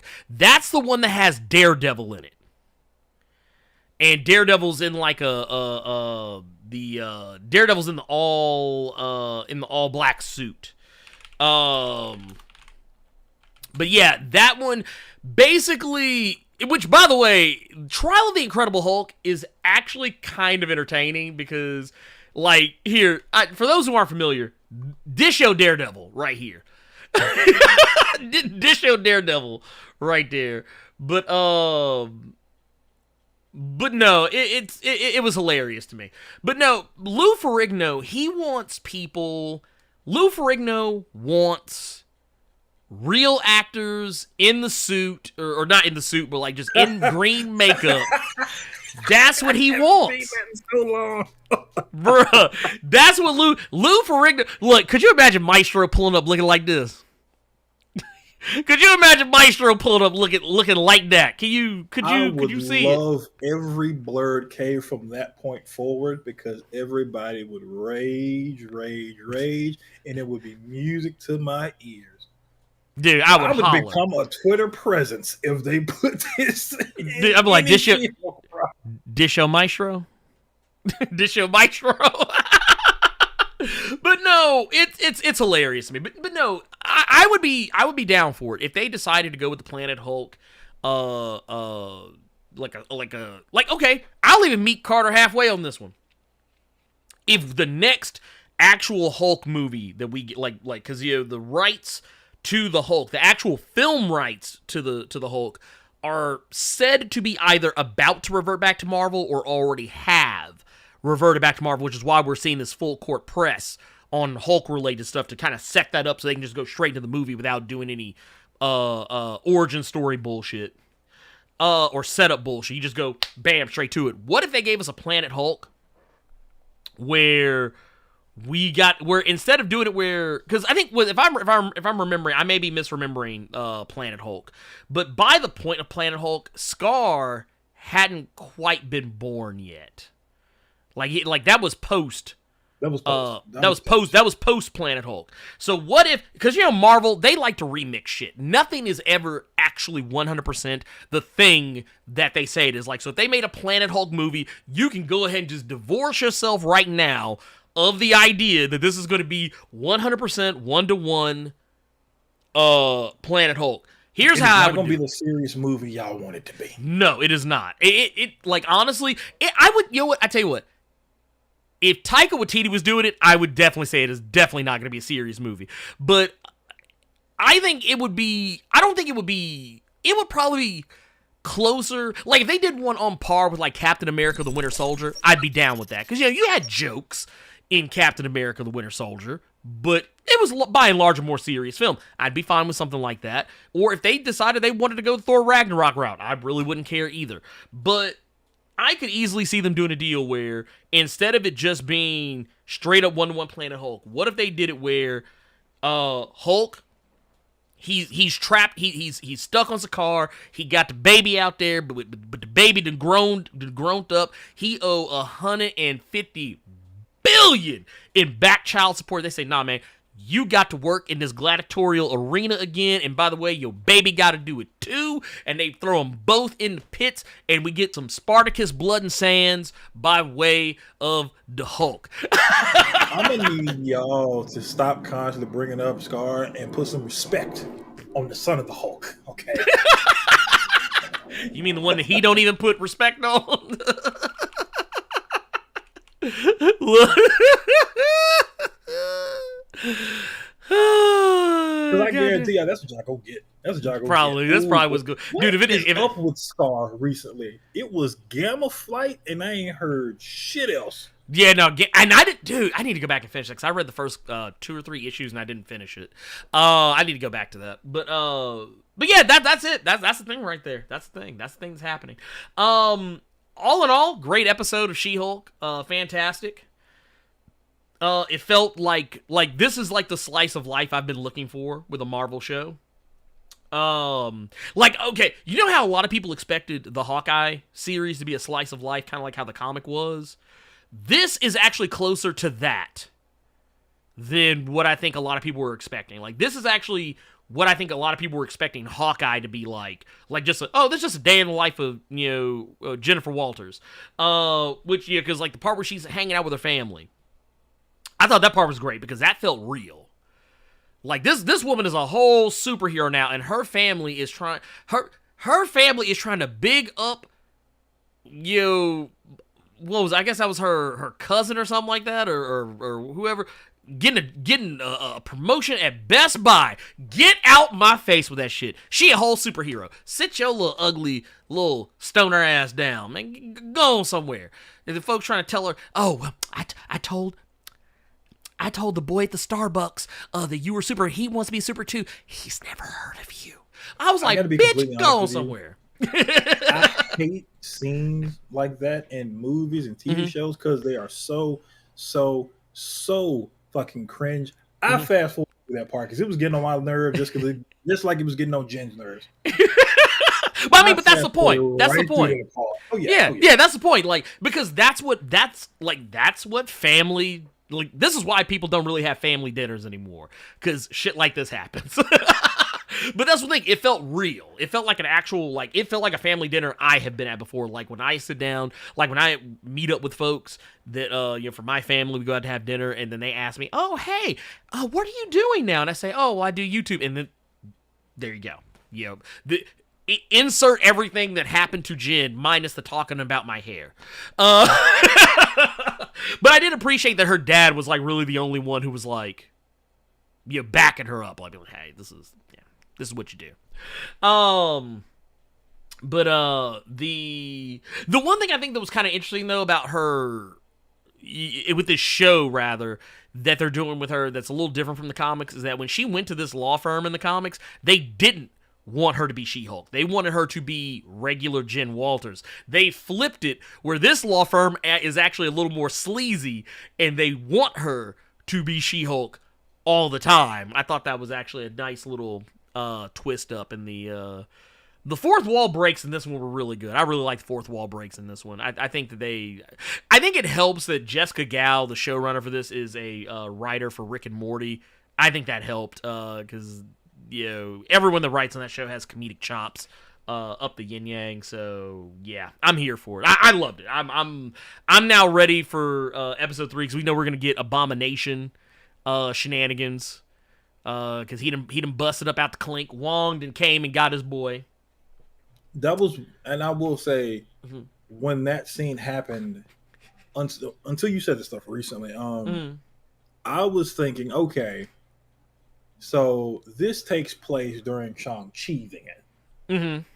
That was literally the first thing that popped in my head because now I have an idea of where the show took place. Because you were just bringing up the Ultron bot cleanup and what have you. But when they said that he broke out and then the news said something about fighting and all that shit, I'm like, oh, so that's when this takes place. Yeah, it takes place. This takes place in and around the same time as Shang-Chi and the Legend of the Ten Rings and Eternals. It takes place after all that. So we are in a post-blip world. We're in a post-Avengers Endgame world. And and everything that has happened in Phase 4 has already occurred. It's safe to say. It's safe to say at this point. Here, let me go back because I know we got another couple of super chats here. One from Bergtown Music Group with the $4.99 super chat says, "Remember that time when Hulk fell 30 feet out of chopper and died?" And the thing is, they actually made what was it? They made a reference to that in the first episode. In the first episode, when he was trying to talk to her about how he would switch back and forth, like what was the thing that would help him go back to normal. He was talking about I fell out of an airplane once. He just kind of casually threw it out there. I don't think a lot of people caught it. I thought he was talking about Thor Ragnarok. There we go. No, there was that. No, so yeah, no. Getting thrown out of that got him. But just there in the Incredible Hulk, there was that basically triggered his transformation. In the Incredible Hulk, remember when he jumps out of the he falls out of the plane and he smacks the pavement, but he doesn't turn, and then the ground breaks up, he comes out and he fights Abomination. And he also had it in Thor Ragnarok where where Fenrir is attacking, and he smacks that Bifrost. And he smacked it hard. So yeah, he's fallen out of plane on more than a couple of occasions. But yeah, I'm into this. I'm loving it. That goes without saying. Let's go ahead and move on. Let's get to this next one because we got another super chat here. This was from Philip Clark with a $5 super chat. Says they need to go ahead and bring in Hiro Kala to the new Hulk movie and make him the antagonist. That would actually be. I wouldn't be against it. I wouldn't be against it. I honestly wouldn't be against it. But the thing is, I don't think anyone ever... I feel like no one's really, talked about him. That name has been kind of out of the zeitgeist for a while. I wouldn't be upset. I mean, hell, bring in both of them. Bring in Hiro Kala, bring in Scar, bring in all the motherfuckers. I'm down for all of it. You can put in the Son of Hulk. You can bring in the second Son of Hulk. You can put it all... Look... I will say this. A bridge too far for me would be bringing in all them hillbilly Hulks from Old Man Logan. Don't bring them in there. Keep them the fuck out. Wait. Because I don't remember that old movie. But the Elite X1 saying he fell 30 feet out of the helicopter as the Hulk, but then turned back into Bruce and died. That was it. Ugly. Yeah. Ugly as hell, bro. That is Death of the Incredible Hulk. I forgot about that one. Yeah, that is actually a thing. Which this thing I love. This show makes so many references that honestly, there's something in here for everybody. But that was way, because I remember it was supposed to be a big deal because when they were gonna do the She-Hulk movie. Or no, not the She-Hulk movie, the She-Hulk TV show.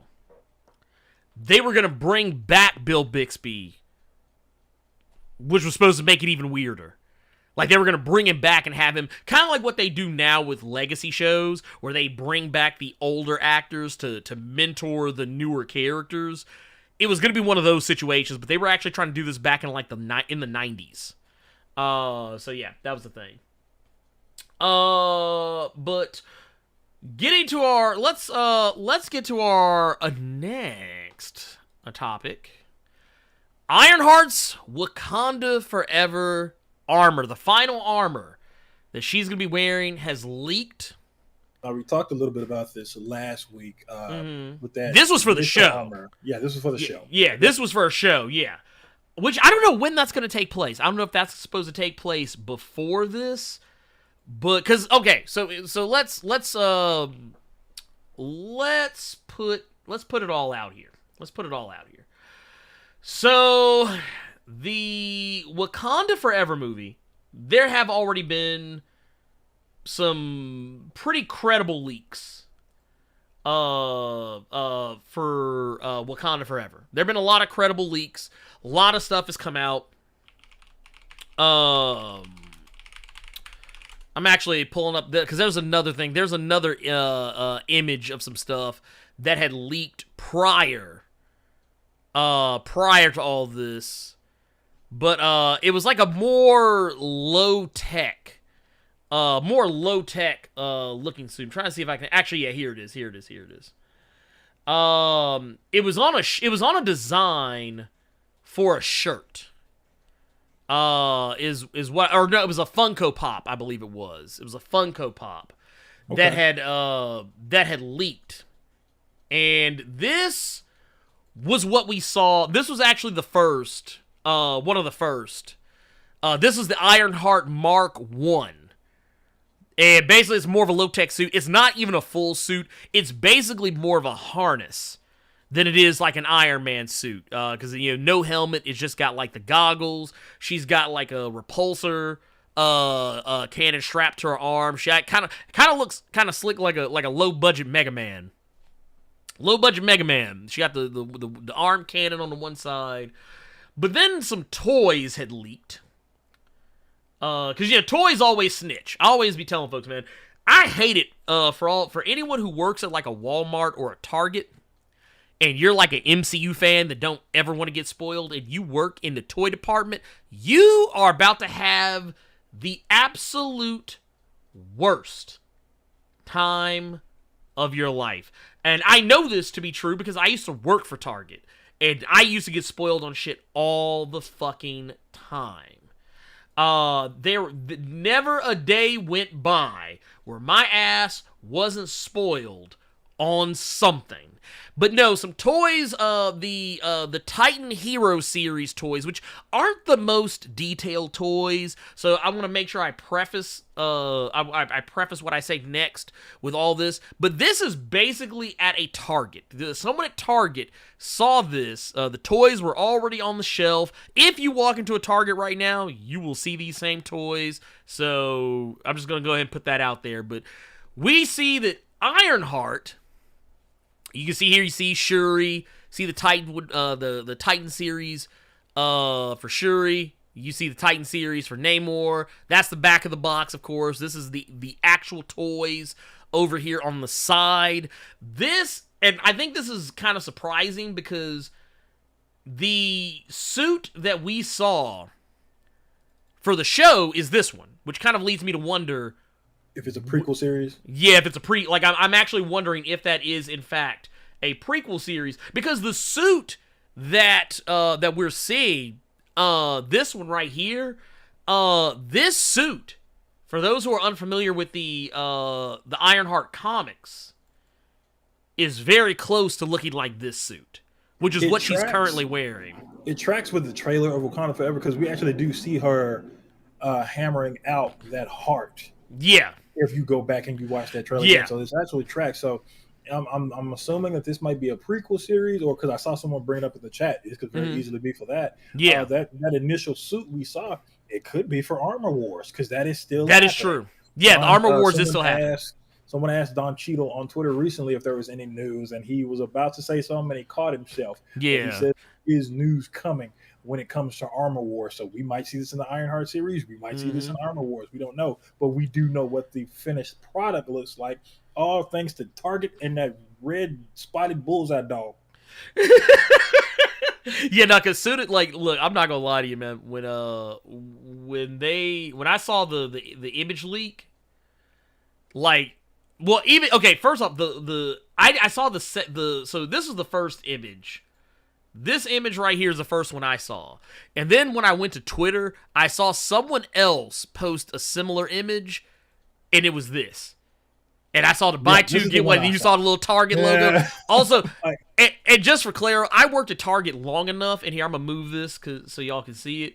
I worked at Target long enough, I recognized those price tags. Yes, I did. Yes, I did. I used to have to put the motherfuckers up, and I hated life. As a result of it, I used to hate when we had to do that shit. So yeah, that is what's coming for Wakanda Forever. So we know that apparently Riri might get that costume. Now, here's to say that this suit may not show up in the movie, because they do make toys for things that don't show up in the movie sometimes.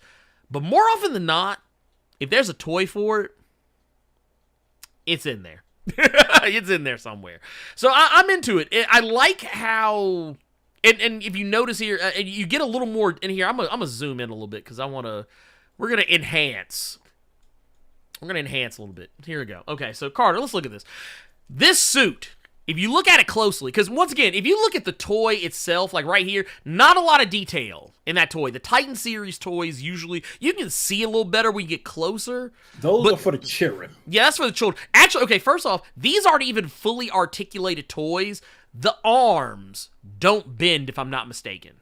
Like, the arms don't bend, the legs don't bend. The points of articulation are literally right here at the shoulders and at the hips. That's it. There's no other points of articulation, if I'm not mistaken.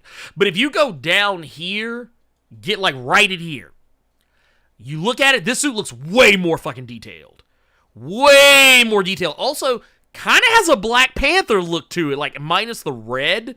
If you look like right here, it actually has anything for a black person in any MCU product is coming from Wakanda. Oh yeah. Oh no. What was it? Captain America. Sam's suit. Hell, even look, Steve ain't even black, and his shield came from Wakanda. look, Winter Soldier ain't even black. Yeah. The whole Black Wolf coming from the Wakanda. Look, you know what that means? That means they won that means Winter Soldier and Steve Rogers, they won 64th Wakandan. They won 64th Wakandan on their mama side. So you know what that means? That mean they Wakandan. They could pass.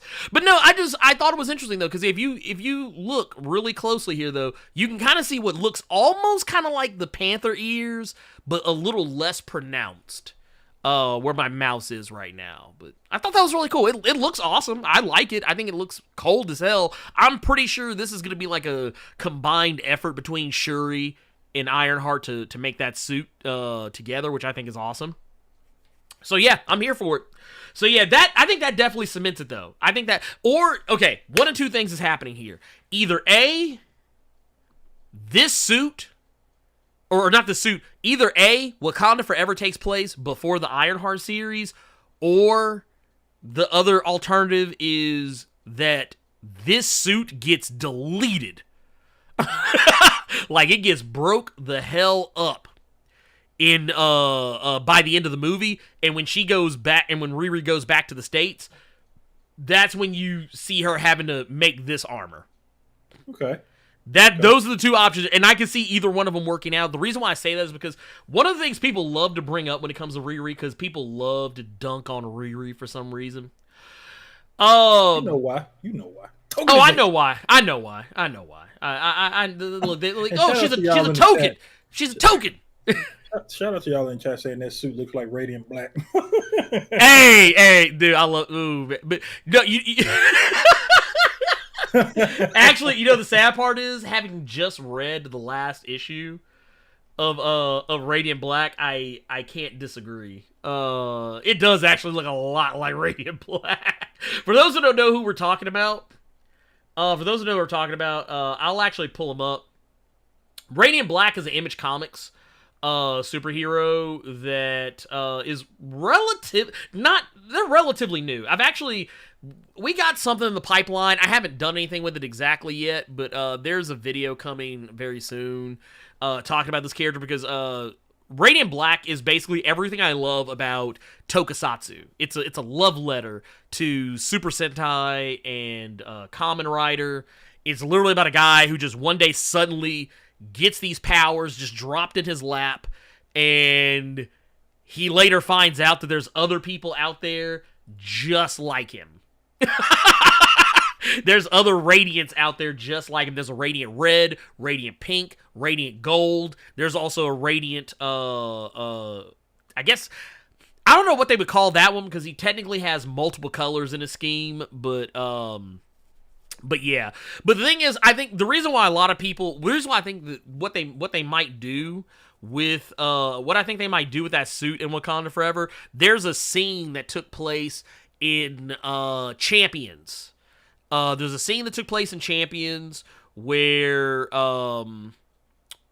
Ironheart was going, like the champions were going up against Thanos, and Thanos basically deleted her original Ironheart suit. Oh, there you are. I was wondering where you ran off to. Oh no, Discord just kind of bitched out on me there for a sec. Oh, well, shit. Did it just stop recognizing your camera? No, like it just thing for a second. I don't know what the fuck happened. Mm-hmm. Look, don't make me lie to you, sir. But no, this is what they're talking. This is what they're talking about here. This was from Champions, where Thanos had deleted the suit completely off of her, and that was how she wound up. That's how she wound up getting to this suit. When that suit was destroyed, because that was the Ironheart Mark II. This was the Mark III. That's how all of that occurred. So I could see them doing something similar, because Marvel likes to do little nods to various and sundry comics. I could see something happening where, for whatever reason, suit gets destroyed. She's got to come back and make something else. But honestly, prequel would maybe make the most sense. Maybe it takes place, because it seems like there's a time gap in Wakanda Forever. Maybe it takes place within there as well. I can see there's a lot of scenarios that I can see coming out of that, all of which I'm here for. Let's move on to the next thing, Carter. Let's move on to the next thing. Okay. Warner Brothers is always on that bullshit. So y'all remember? Oh boy. Yeah. So y'all remember how Batgirl, the Batgirl movie, starring Leslie Grace, was unceremoniously deleted from the stratosphere, both figuratively and literally, by current Warner Brothers Discovery CEO David Zaslav. The movie was pretty much canceled unceremoniously. The movie was, in fact, finished. It was a finished film. But apparently it didn't test well enough, supposedly, for their liking. But the thing that came out was that more information started coming out about this movie as time went on. As the weeks are starting to span on. So basically, the directors of the movie, and I love how, depending on what news publication you follow, you get a different headline. But Bilal Fallah and Adil El Arbi, they tried to get their hands on a copy of the movie before, after they got news that it was going to be canceled. But apparently, Warner Brothers, or rather HBO and HBO Max, they locked them out of being able to access the movie they worked on, because they didn't want it getting out to the public for whatever reason. But what they did end up doing was they ended up holding a screening, a special screening, for everyone who worked on the movie to be able to come and watch it before they deleted it, which is apparently it's something that actually did happen. Apparently, Warner Brothers is actually deleting the film to where, because everything's digital now. There's no actual. I know, like, if you're older or probably around me and Carter's age, you probably remember a day back when they used to actually have film reels, like actual physical film. They don't do that anymore. Most movies are shot digital now. Very few movies are shot on film anymore these days, if any. Usually it's the rarest of circumstances. Everything's digital, so you just say, delete, and it's gone. It makes me appreciate that, like, the past couple of months, I've been on this photography kick. Again, and this has happened to me before, but you know how everybody's just taking pictures with their phones and it's going to Google Photos or it's going to your iCloud and shit like that. All it takes is one flub up from either company, and all those pictures and all those memories you have are gone. That's why I'm happy I've kind of been into this recent kick of I found out that they still make Polaroids. Mm-hmm. So I have legitimately just been on my photography kick, just taking pictures everywhere, just fan that damn picture when it comes out and putting them in a book. You know what I'm saying? You shaking it like a Polaroid picture? Yes, sir, I am. I've been on that binge recently. You know, just because I've never been the Instagram guy. I've always been the guy who I'm more so just, you know, take pictures for me. You take pictures for the memories, take pictures for things like that. And I wish these people had that opportunity to do that, where they shot everything on film and they could have had it for just themselves, the memories of what could have been, the time that they spent with these people, and just the whole thing. I really wish, even if you weren't a fan of the movie, even though you never saw it, even if you weren't a fan of the casting or anything like that, you still have to kind of take into account that this was time that they spent away from people to do a job, and now they finished that job and in no way can see the fruits of their labor at all. There's just some shit in a quiet room.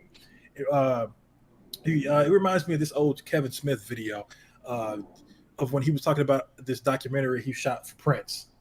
If you remember the video, and then it just never fucking came out. It's just in the vault. And then, Kevin Smith was talking about how this isn't the first time it's happened with Prince. He has so many films that have been shot, music that has been made that's just in a vault that no one knows or hears about. And if you've never seen that, please just YouTube that video. But yeah, Kevin Smith, of all people, made a documentary for Prince, and it just never came out. So, and it's not about, bad quality, good quality. It was just never got released. It just never got released. So I hate the digital age we are in right now because of things like this. Well, I mean, it's also, once again, I was kind of hoping, you know what I think it is? I think everyone's tried to avoid a Roger Corman situation. And for those who know what I'm talking about, it's the first Fantastic Four movie that was ever made that was never released. I'm not talking about the one that had, Jessica Alba in it. I'm talking about this one. This movie was never released to the public. Ever. And what happened was the movie just one day leaked online. I think maybe even Roger Corman may have leaked it. I'm not really sure how it got on the internet. But it's been on the internet ever since. You can go and watch the movie in its entirety. It's not good.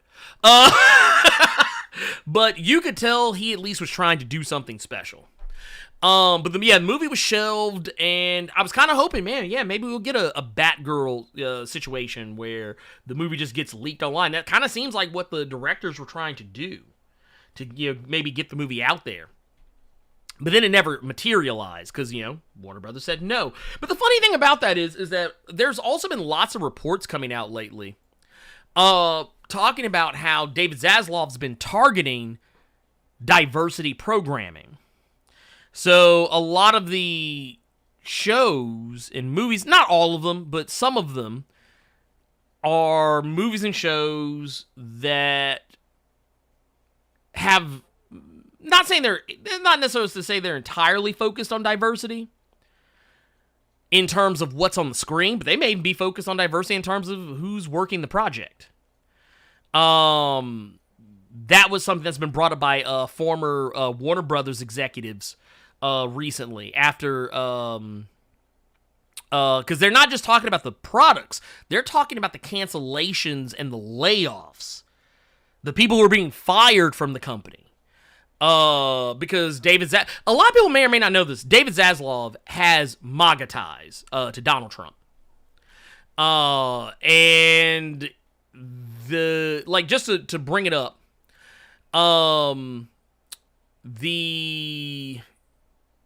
David Zaslav has been accused by multiple people who have worked within Warner Brothers as trying to push to sanitize the HBO Max brand and make it more like the Discovery brand.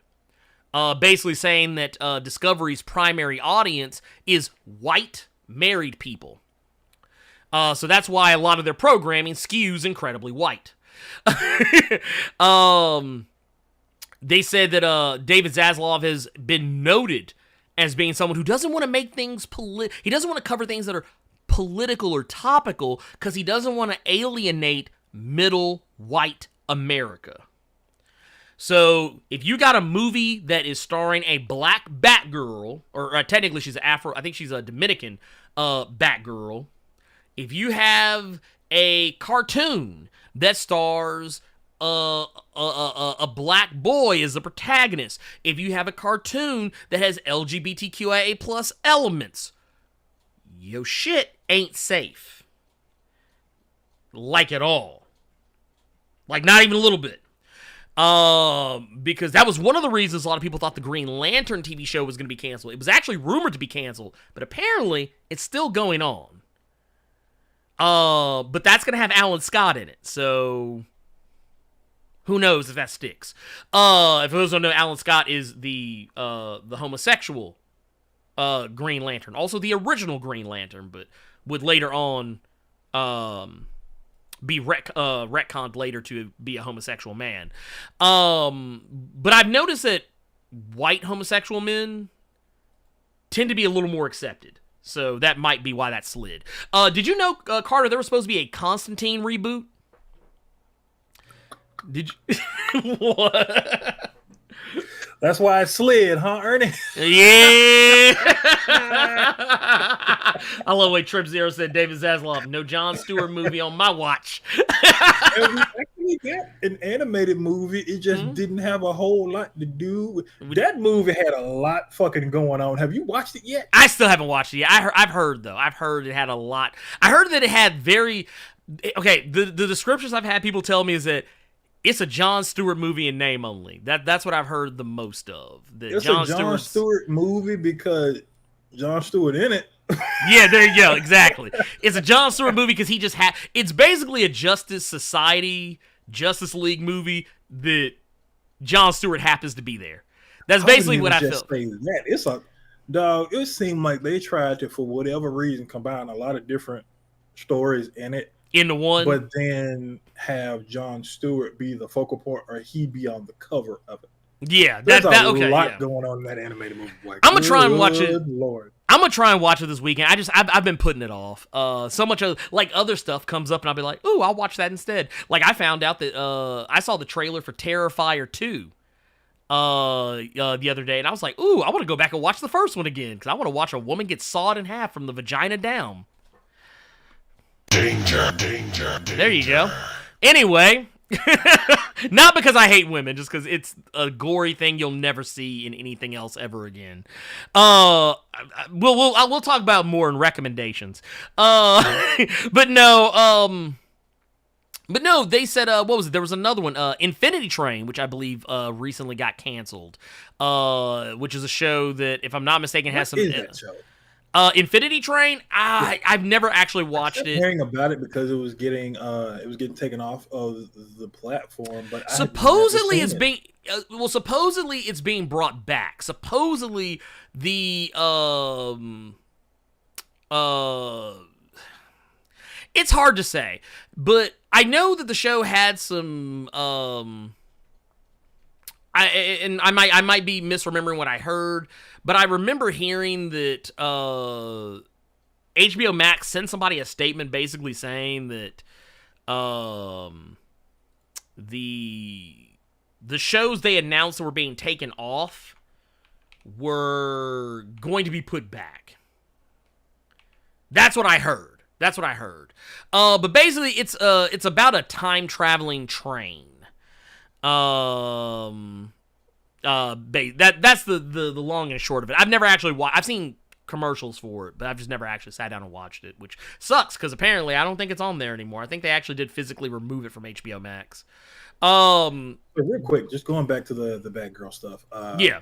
Because I have Mojo Quid in the chat saying supposedly Batgirl tested the same with test audiences as Black Adam did, but they aren't canceling that one. It makes you wonder.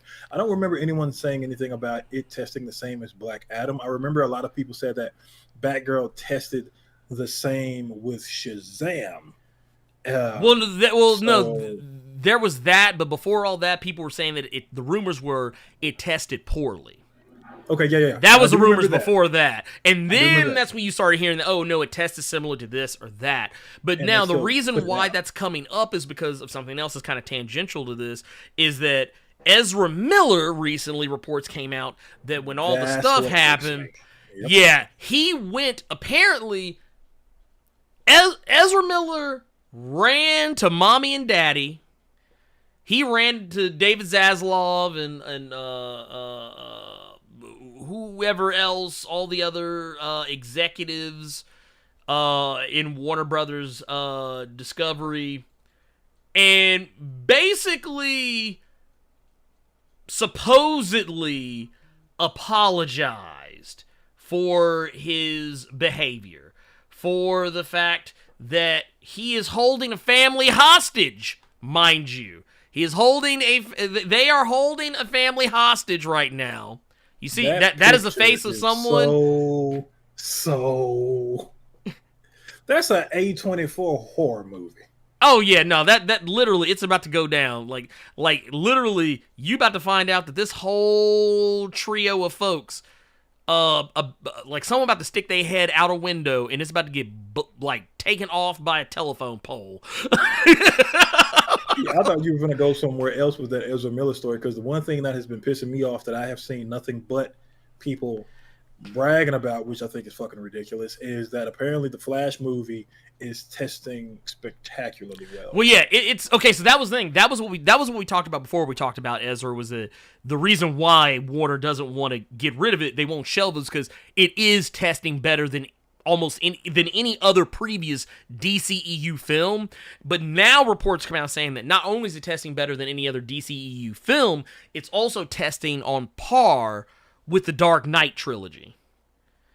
That's another reason why. But Ezra ran to mommy and daddy with their hands, with their hat in their hands, and basically saying, "Oh, I apologize. I'm sorry for everything that happened. Please don't shelve the movie." And now people are saying that's also another reason why the movie may go forward now, is because of that. That movie was going to go forward regardless. No, it was. Ezra Miller, he came out with the statement. The fact that it's funny because all this stuff that has been going on with Ezra Miller, now we get that he comes out with this, and I don't fuck it. This Hollywood apology, because I think we've all seen these Hollywood apologies. We've seen people cue up the sad music. Cue up exactly. the sad music. We got the Hollywood apology. We got the movie's actually testing really well. See, and I said this in how many Blerd caves. We stand by our Flash. He was going through some things, but that is not the time to leave someone when they're going through these things. Look at his film. His film is testing well. I think this will be great for him to see, even though he is going through some things, that his film is doing spectacular. Get the fuck out of here. They don't want to. They don't. Here's the thing. They're not. First off, they've spent too much money on this movie. I'm actually gonna pull this up. Flash. The projected movie budget for Flash is $200 million. They're not going to cancel that. Not to mention it's been in development hell for years. Here's the other thing we got to take into consideration too. And what I just said was a projected movie budget. It's actually likely higher than that. The other thing we got to look at too is, so remember how we talked about how much money they saved off of canceling a $90 million Batgirl movie? They saved $20 million. The plan that David Zaslav had was that to cancel all these projects would save them $200 billion. They've actually lost billions of dollars. Like, they've actually lost $20 billion in the last week alone. They've lost $20 billion in total value. Now, let me be clear here. The company is also holding $55 billion in total debt. $55 billion in debt. Did you ever think we would be talking about the Discovery Channel causing like all this damn ruckus? Discovery Channel. We'd be talking about the home of Shark Week causing all this damn chaos. Look, they should have just kept giving us shark shows, man. That's what they should have done. So this is what happens when your reach exceeds your grasp. You flew too close to the sun, old Discovery. Dude, first off, y'all ain't shit. I see LJ here talking shit. Said Carter yesterday's stream was saying he was gonna leak Scarecrow.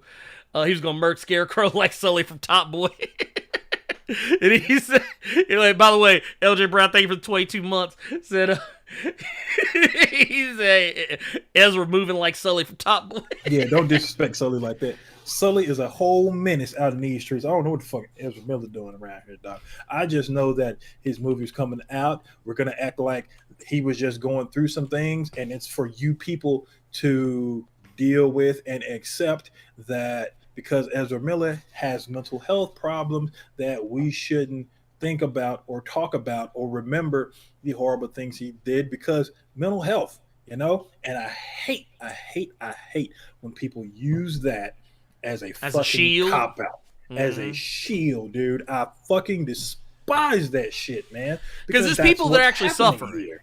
Well, yes. No, because there's here's the thing.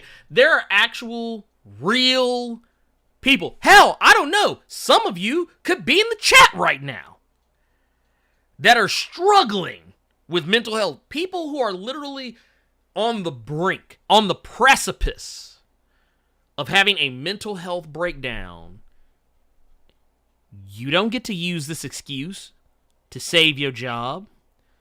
You don't get to you don't get to have a mental health breakdown, act a whole monkey, go out here and kidnapping teenagers and holding them hostage and grooming 12-year-old girls all the way up until they legal enough to where it's legal for you to do what you've been doing for the last I don't know how long. Yeah, you don't get to do that and then come into work the next day after you'd have been missing for like 6 weeks and then come in talking about see, I was having a mental health breakdown. No, they could be like, all right, okay, that's cool.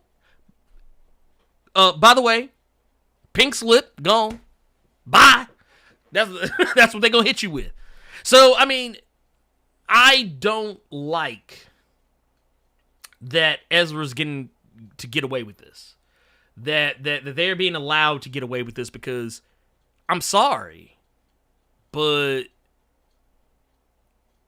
if this was anyone else, like, okay, here, I'll throw you one. If Jonathan Majors, he who shall be Kang in Quantumania, if it came out next week that this fool was out here holding children hostage, grooming 12-year-old girls all the way up to they legal age, having inappropriate relationships with minors, and then throwing chairs at people, busting people's heads open, breaking into people's homes and burgling their liquor cabinet. If this came out, do you know how quickly Jonathan Majors would be fired from Quantumania? I look at and you all can correct me if I'm wrong in the chat right now or in comments because you all know I go back and I read the comments with Cave.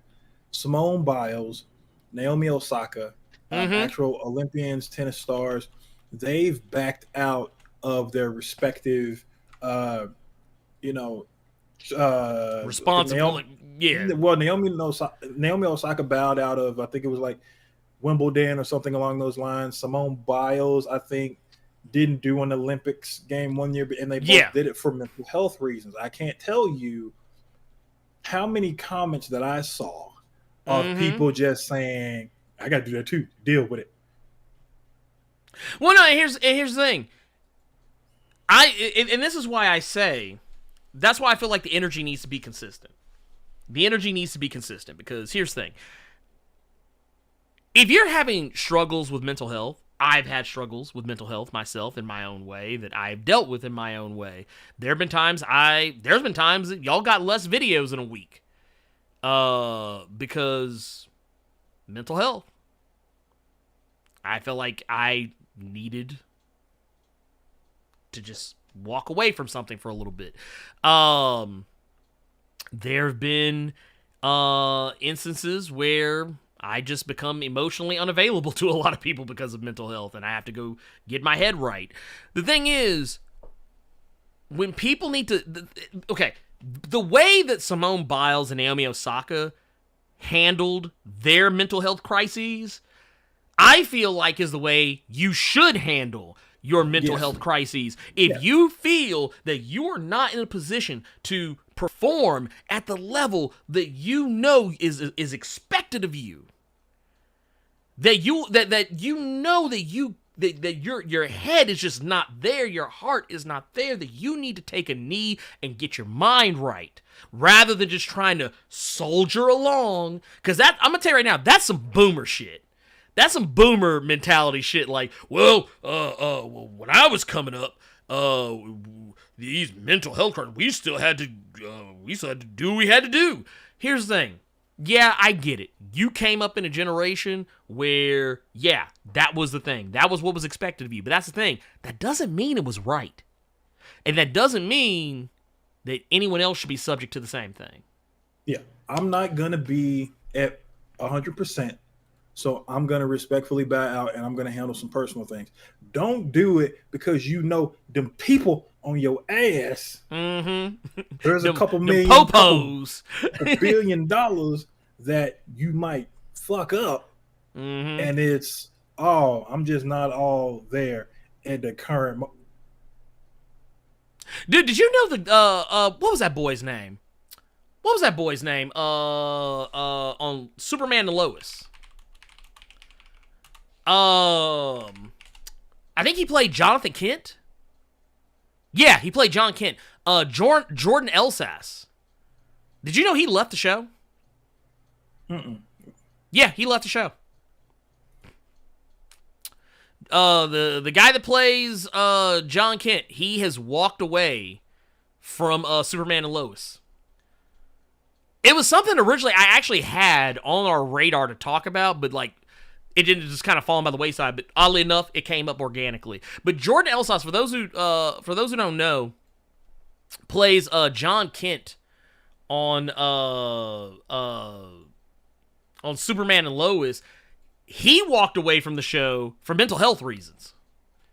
He didn't really say it out, like, he didn't say it specifically exactly, but he did post a video. Technically, it was a cameo, but, so, I mean, technically, he could just be saying whatever somebody wanted him to say, but because that's just the nature of cameos. But someone apparently asked him to answer a question, and that was what he was answering, was that question. And he talked about how he had mental health issues. He was walking away from the show to deal with those mental health issues. He even talked about quitting acting entirely. So I don't know if it had something to do with the show itself or just something that was just going on with him personally, whatever. But he basically was like, yeah, I'm bowing out. And they're going to be apparently recasting the character here before long. But so long story short, what we're saying is these are issues that can be brought up and can be spoken about before things escalate. Not after they have escalated and have gotten to a fever pitch where I think you all understand what I'm saying when I say don't bring it up when that's your ass now. Right. Nah, bring it up early. Remember when they used to say nip it in the bud? That's what you do. Yeah. Nip it in the bud. Yeah. Don't bring it up because all the walls are closing in on you and you need an out real quick. And I really despise people that try to use that as an out. Yeah, no, don't do it. To save your own skin when you know it's bullshit. Yeah. No, 100%. 100%. You know what? I'm tired of talking about Ezra Miller. Let's talk about something that actually makes me smile. I want to talk about one of my favorite comic book characters, a lot of people's favorite comic book characters. We've long time been talking about the fact that, oh man, why is nobody giving this character an ongoing series? Why is this character, important as this character is, why does she not have an ongoing series? What the hell is Marvel doing? Well, you know what? We finally got the answer to our prayers. Monica Rambeau is finally getting that solo. Monica Rambeau, finally, after all this time, is getting her own solo series, and I know there's some ugly motherfuckers in the that I saw on Twitter trying to talk some shit. Tell us, wait a minute. Actually, she actually already had her ongoing series. She had her own series. It was called Captain Marvel. Well, here, let me shut your little ugly asses up. No, she didn't. She didn't have her own solo series as Captain Marvel. You wanna know what she had? She had a single issue. She had a one single issue as Captain Marvel. Oh, I take that back. She had a second issue that came out. That was it. It was literally, they were two separate one-shots that came out very far apart from one another. They came out incredibly far apart from one another. So this time around, we're getting a series that is going to be starring Monica Rambeau. She's actually taking up the Photon name, her former code name from way back. I think it was the first code name she took up after relinquishing the title of Captain Marvel. Way back in the day. She's got new costume, new look. Also, we know that this series is going to be written by one of my favorite people, Eve L. Ewing, which is funny, Carter, because did you know this was on my my wish list. A ways back, I actually did a video talking about how I wanted a Monica Rambeau and Blue Marvel duo series, where it just focused on them as a couple and like living their life, kind of slice of life-ish, but also dealing with problems, and also interacting with other black characters in the Marvel comic spectrum. But pun intended. But I thought it was funny that, and I even said during that, I said I would love it if Eve L. Ewing wrote that book. Well, I got half of what I wanted. Blue Marvel is not starring in the series, though they may appear. But Eve L. Ewing is writing this book. And I'm going to tell you now, Carter, whenever I see the name Ewing, it's getting bought. I don't care if it's Al Ewing, Eve L. Ewing. If it was Patrick Ewing. Man, hey, if I see Patrick Ewing name on a book, I'm buying it. Just because you never know. That brother might be able to write some shit. But it's going to be Eve L. Ewing with artist Michael Santamaria, who's going to be on the pencils for this. I'm excited for this. This is actually her first ever actual solo ongoing series. Not a one-shot. This is an actual solo series. And I'm here for it. And another thing, this actually has big implications because it makes me believe that by the time we get to see Monica Rambeau again in the MCU, it's very likely this is the name she's going to be using in the MCU. They're probably, because those who may or may not remember, in the Captain Marvel live-action movie, Maria Rambeau, Monica Rambeau's mother, that was what she had on her helmet, was Photon. That was her call sign. That was her call sign with the Air Force. But I'm interested in this. I'm also hyped because Eve L. Ewing has actually come out and said a few things about this. Said that it's such an honor to be taking on the story of a legacy character like Monica Rambeau.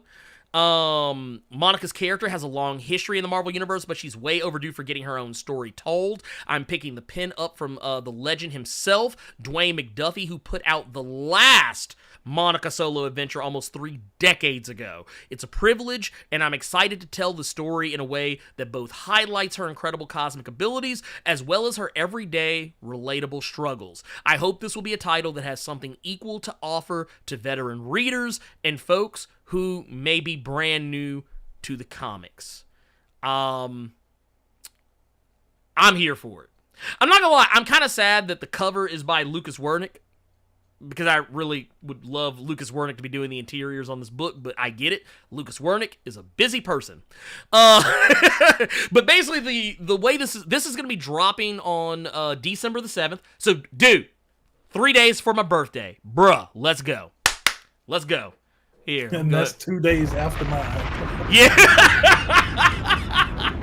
Look, let's go. Birthday presents for you boys. But the blurb for it's gonna be, so this is gonna be I take that back. It's not an ongoing series. It's gonna be a 5-issue series that could potentially go to ongoing depending on sales. That's kind of like what happened recently with Poison Ivy. Poison Ivy was supposed to be like 5 issues, and then they got upgraded to ongoing because of popularity. But basically, the blurb for this says, from the New Orleans Harbor Patrol to the Avengers to the Ultimates, Monica Rambeau has been a leader and team player her entire life, but now she'll face a reality-shattering crisis that she'll have no choice but to take on single-handedly. In order to do so, Photon will need to reach new heights of her incredible abilities and then surpass them. In a revelatory journey spanning time and space, fans will behold Photon's true potential. The adventure begins when Photon is charged with making a very special, very cosmic delivery. What should be light work, get it? For Monica, becomes increasingly complex and dangerous due to a threat from beyond and family drama. Ooh. Interesting. I'm here for it. Let's go. I am here for it. I want this in my life. Get it in my face. Put it right here. I don't even need to read it. Just put it in my face. I'll just absorb it. Just right there. That's what I want. I want it. I want this. It's going to be fantastic. I am here for it. That's right. Let's go. Let's go. Let's go. I think I fucked up Carter's head when I did that. But you know what else I would do, Carter? What's that? I'd buy that for $1. I am here for it. I am here for it because I'm going to go and tell you guys right now. This right here, for those who know, maybe I'd understand if you didn't get it. I'm a huge fan of Monica Rambeau. This is a character that came out literally like just a couple of months before about 3 months before I was born, give or take. And I've always kind of held this character's always kind of held a special place in my heart. So I can't wait. I cannot wait for this. I am excited. Monica Rambeau to me is literally the cream of the crop. But the cream will rise to the top, oh yeah. And I'm going to go ahead and tell y'all right now, this is it for me. This is it for me. I don't need anything else. Y'all can literally cancel everything else. You can't look. Well, no, don't cancel everything else. Though I will say, I would not mind if Al Ewing got an actual Blue Marvel book. If Al Ewing got it. But I'm glad that this sister, Eve L. Ewing, is getting her chance to pen this character. Eve L. Ewing is a fantastic writer. For those who don't know, Eve L. Ewing is also responsible for my favorite issues of Ironheart. And she's the funny thing about Eve L. Ewing is, by and large, she mostly kind of sticks to. I mean, I guess while she does do like comics and she does comics and stuff like that, she mostly kind of tends to work more as like a professor. That's mostly kind of like what she does more often than not. She does do like journalism and shit like that, but I always thought it was really cool when she broke into the comics industry and started writing some of these black characters. I fucking love shit like this. I love to see it. But for those who don't know, because I don't want anybody to get it twisted. I don't want anybody to think this is some white woman, because y'all thought Donny Cates was black for I don't know how long, and I don't know how y'all thought that. That dude is a whole white man. Y'all thought Al Ewing was black. That dude is a whole white man. He is British and white. Eve L. Ewing is a whole sister out here. Just putting it out there for those who don't know. That is Eve L. Ewing for those who are not aware. I want to make sure it's clear. This is a sister that's writing that's going to be writing this comic, as was the same with Ironheart. So let's just put this out here. I want to drop the bomb for Eve out here handling her business. And putting respect on the last name Ewing. But with that said, let's go ahead and let's get into our recommendations for the week, Carter. What do you got? What you got on recommended this week? I was kind of hoping that it would actually arrive here and I could show you what my recommended was, but it is still out for delivery. My recommended this week is going to be from that good old Milestone Media. Oh, that new Icon and Rocket, man. Okay. Season 1, really solid 6-issue run for their first season. It's my introduction to Icon and Rocket because I never read the original because I didn't even know they were a thing back in the day. Really enjoyed what we got from this reboot. I'm really happy that they're back and I was able to read something like this because that was just a solid comic, man. You really can't have any complaints about woke or any of that other nonsense. This was just people did. Oh, I know. They did. Reggie Hudlin did his thing on this book. It had great art to boot. I cannot wait until season 2 comes out. Like I said, I wish I actually had it in my hand right now, but apparently the UPS still has it out for delivery. They just haven't come to my spot yet. But damn, that's gonna be my recommended this week. I really enjoyed what I've read. I enjoyed the art that I saw, and it was just a really good 6-issue run. So can't wait for season 2. Dude, hell yeah. For me, you know what? Screw it. Let's do it. I'm going to recommend, well, let me see. Actually, you know what? Before I say what I'm going to recommend, let me look at what my top 5 is this week, because I still am compiling that list of things. I tells what.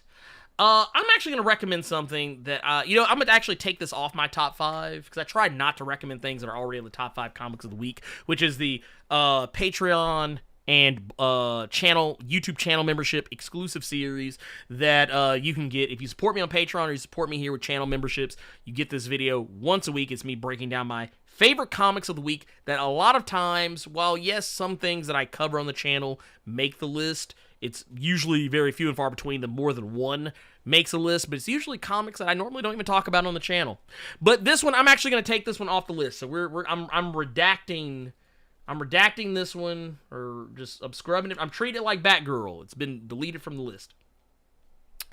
I'm sorry. Too soon. But no, Public Domain, number 3. There it is. Look at him, bro. I'm just out here, man. But no, Public Domain by Chip Zdarsky is fantastic. Such a fantastic book. Carter, did you read this one this week, or did you not catch it yet? No, I read it and I wanted to talk to you about it because, well, now I hate both of those brothers. I don't like them. I don't like them, dude. So, now that we know the real reason he wants his dad to do it, I'm like, you fucking scumbag, bro. Yeah, it's kind of shitty. It's not kind of shitty. It's actually shitty. So we find out that one of the brothers has a gambling problem. One of the brothers is kind of a loaf. Just kind of meanders between jobs. Bro, both of them are fuck. Be honest. They're both fuck boys. Yeah, they're both fuck ups. They're both fuck ups. Yeah. Somebody messed up a tattoo on you like that. Yeah, about that. Yeah. So, yeah, no, I'd be beating their ass. But no, what we learn in this is that, in the previous issue, there was a woman that, we saw that she kind of seemed to be the head honcho. That's actually who we see depicted on this cover, in The Mask. But, she's depicted as this, person of interest who has a vested interest in the rights to the domain, the fictitious superhero in this comics universe, reverting back to one of its original creators. And then this book took a lot of twists and turns I didn't expect, and I think this is why I like it so much, because it kind of mirrors real life, the type of dumb decisions that people make in real life that defy logic. That's your shit with that daddy did. I'm sorry. Yeah, I'm not gonna lie. Okay, so I'm gonna tell you what happened. I don't want to spoil what happened, but there's a point where I was reading the last couple of pages, and I kind of did this move right here. I kind of put my hands up like this. And I was like, huh? I said, no, let me go back 2 or 3 pages, and I reread it again, and I was still like, boy, you are never. If you have a good parent, you appreciate that good parent. But I'd have put hands on my father. He did some shit like that. Oh yeah, I'd have been like, you did what?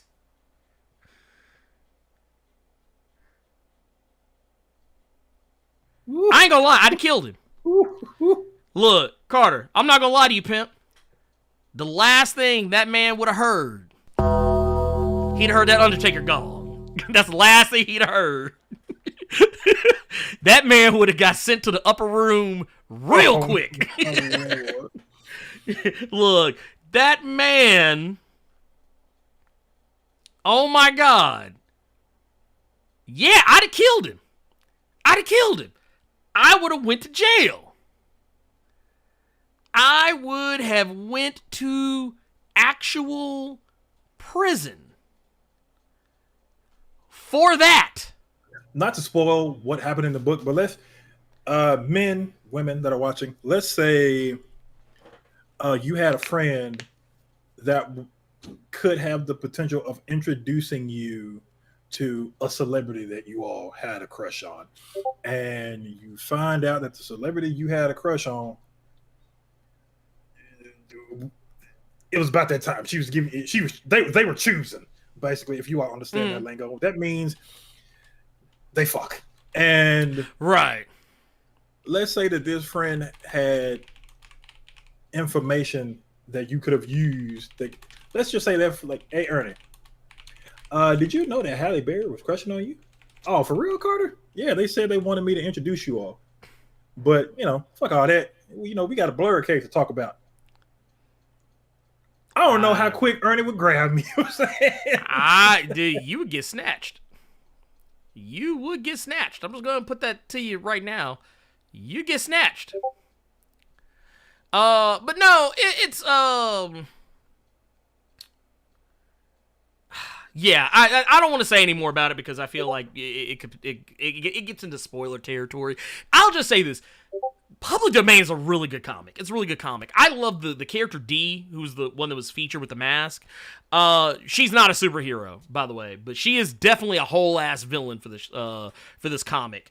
And she basically had the ultimate villain speech that I think I've seen in a comic in a long time. Yeah. And she is a regular ass person in what is otherwise a real world setting. I was like, that woman would have Thanos scared. But yeah, I liked it a lot. I liked it a lot. With that said, let's go ahead and get into our get our recommendeds. Get our recommendeds. Did, old man. Or not recommends, you know what I mean? Questions. Jesus Christ. Yeah, questions. I don't know. You know what it was? I was looking at my notes. Oh, okay. I was like, oh, watch that. You hit the nail on the head. Like, that's if Ernie had information that Megan Good was trying to smash your boy, and he was like, I wasn't worried about it. I mean, I didn't think you liked her like that.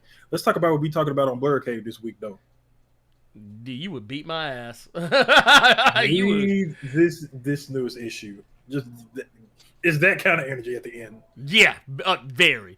Before we actually start reading questions from Discord, though, I do want to. We got some super chats here. We got Ed Boy in the cut. It says Mel Gibson was recorded saying he hoped his girlfriend got blanked, and I quote, by a pack of ends, and still out here making movies. Ezra is light work. No, this is true. This is actually true. And the thing is, you can go look up the recording right now. You go look it up. He literally says, I hope you get fucked by a pack of you-knows. And he didn't, and it wasn't like, wasn't the soft A. It was with the hard R. And he's still out here making movies, getting roles, producing stuff, still has his name attached to things. Hell, they're still trying to bring this motherfucker back for a Lethal Weapon sequel. Meanwhile, he got to stand next to Danny Glover, who probably looking at him like, huh. All right, I guess. How much? We got LJ Brown with the 5 pounds, says, great discussion on mental health. I'm not sure if you know about boxing. Anthony Joshua recently had a mental breakdown. Peace to all the chat. No, I did not. I did not hear about that. You know what it is? I think when it came to the realm of boxing, the only name I've heard of lately is Andrew Tate, and that's only because he's been acting a whole damn fool lately on social media that led to him getting all his shit taken away. Motherfucker got banned off Facebook, TikTok, Instagram, and YouTube. I'm like, bro, what are you doing? Coming with that. What was that? I keep forgetting that dude's name. What was the dude that was always clowning on Lizzo and then died? What was that motherfucker's name again? The guy was on social media. The guy that clowned Lizzo? He was always like body shaming women and basically clowning black women. And then he remember he tried to clown Lizzo saying that she wasn't living life healthy, and then he fucked around and died because his ass wasn't healthy. There's so much more to that, but you're talking about Kevin Samuels. I know you're Kevin Samuels. That yeah. Honestly, there's probably more to it. I don't care. Dude's trash. I'm sorry for his family, but that dude was a piece of shit. Carrying on, but that's what. Yeah, I had not heard about. I had not heard about what was going on with Anthony Joshua. I'm going to have to look this up while we go through some stuff here. We also got, Gunmetal Sage coming through hot with the 31 months in the Blerd Club. Gold. So what's up, Blerd Club? Do you think Marvel will pull a bait and switch and everybody in Wakanda Forever will get a Black Panther suit? I've actually said this. I wouldn't be surprised if all the core characters had suits. I wouldn't be surprised if Ramonda had a suit, M'Baku had a suit, Nakia had a suit, Shuri got a suit. All of them got suits. I would not be surprised by this in the slightest. I've even said this before. This would probably be, honestly, it would kind of mirror a story arc that literally just happened not that long ago when Ta-Nehisi Coates was still writing Black Panther. When they had the Maroons in the Intergalactic Empire Wakanda, every last single one of them had like M'Baku, Nakia of that like those characters that not the same as the ones from Earth, but the ones that were from that faraway galaxy. They all had Black Panther suits, all of them had them. So I wouldn't be shocked if they did something kind of similar with this. I would actually be completely unsurprised. We got one here. This is from Dude Man. Says, what's really going on, y'all? Hope y'all are having a blessed week. Let me get straight to it. My mom remembers almost every cartoon me and my brothers watched growing up, even the animes like The Big O, Cowboy Bebop, and Speed Racer. My question is, what have been some cartoons, anime, or media that you and your folks have bonded over that you still talk about or watch? Have a good weekend. Hashtag Zaslav. Zaslav, you can go to hell. Actually, that's good. That might be the new one. That might be the new one. But no, okay, so I've actually talked about this before. We talked about this during the Prey review that we did. Me and my mother, we bonded over the movie Predator. The Predator series as a whole, we go see every one of them whenever they come out in theaters together. We even saw the last one, The Predator, that was not very good. We even saw that one together. We bond over shark movies. Anytime there's a shark movie that comes out, like we went to go see The Meg, we went to go see Deep Blue Sea, we went to go see The Shallows. Not every shark movie, because there are some that we miss, but we always end up watching them together at home too. We bonded. There's a ton of different movies and stuff that we bonded over. That was just awesome. I'm trying to think. Oh, Gargoyles. That was another one. The TV show Gargoyles. My mother, she loved that show. And there's various and sundry different others that I'm kind of blanking on. Oh, Tango and Cash. That's one. Tango and Cash was a movie me and my mom watched together. And I guess last, and most certainly not actually the last one, because there's still plenty of others out there. There's a movie starring Rutger Hauer called Split Second. It's a movie about this cop in the future where everything's flooded. It makes no sense, but just go with it. But it's a Rutger Hauer plays this grizzled futuristic cop, and there's a monster that's out in the world that that basically is just acting a whole monkey. And that is basically what the movie is about. Matter of fact, here, it's actually, here, I'll show it right here. Bam, there it is. Rutger Hauer, Split Second. It's not the best movie in the world, but it's definitely an entertaining movie. Very grimy, kind of like a neo, like kind of like almost like a cyberpunk thriller. Because it does take place in the future. It's a very cyberpunk vibe. But like they're trying to take down a serial killer, but it turns out the serial killer isn't a serial killer. It's a fucking monster. But it's awesome. Great movie. So there you go. Carter, you got anything you bonded with your parents over? No, because I didn't like those people. I have one thing that my sister and I we bring up quite regularly. When one of us does something fucking stupid. There's a comedy special. It's called Latham Entertainment Presents. It has Bruce, some more, J. Anthony Brown, Earthquake. There's one part in particular with J. Anthony Brown where he talks about how black parents would always beat their kids and would always talk about how this would make them look for doing it. So he had this one bit to where he said his son fell in the hole in the front yard. And he comes on, he takes off his belt. Like, what'd I tell your ass, huh? Didn't I tell you? And then just starts beating the kid. Didn't I tell you about falling in the fucking holes, huh? How you think this make me look on my job? Would you fall in the fucking hole? See, anytime my sister and I will do something stupid, either she will hit me or I would hit her. We're like, how you think this make me look on my job? You doing this stupid ass YouTube show about comic books falling in the fucking holes? And like, we do that shit.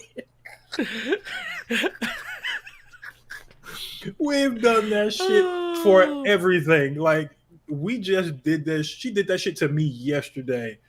Because her and I were playing Fall Guys together. How you think? See, didn't I tell your stupid ass that she just started cursing me out on the phone? How you think this make me look on my job? You this little blue ass jelly bean falling in the fucking ball pits on Fall Guys. Like, this shit is so stupid. I love it, man. I love it. We do that shit all the time. That's the only real thing I can think of, just because that shit came out in like the early 2000s with all the King of Comedy, Queen of Comedy, all that shit there. And that's the one joke her and I constantly bring up all this time. And we are still in fucking tears to different ways we bring that shit up out of nowhere.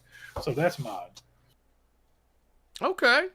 We got one from Ed Boy in the Cut says, are you guys going to check out Earth Divers? It's a new IDW comics about a group of Native Americans in an apocalyptic future where the Earth is falling apart. They hatch a plan and figure out a way to go back to 1492 and plan on deleting Christopher Columbus so the America as we know it is never formed. You have my attention now. You have my attention. Here, I'm actually putting this on the pull list. It's the wording of it. They plan on deleting Christopher Columbus. Dude, that man said, nah, they got to go. Here, I done found that motherfucker too. Hold up. Let's see here. Yeah, pull this over here. Yeah, here we go.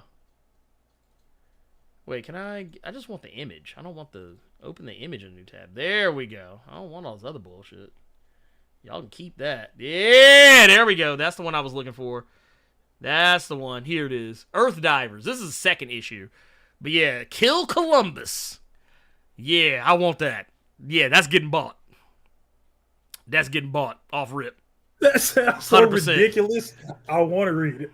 Yeah, no, I want to read this. I want this.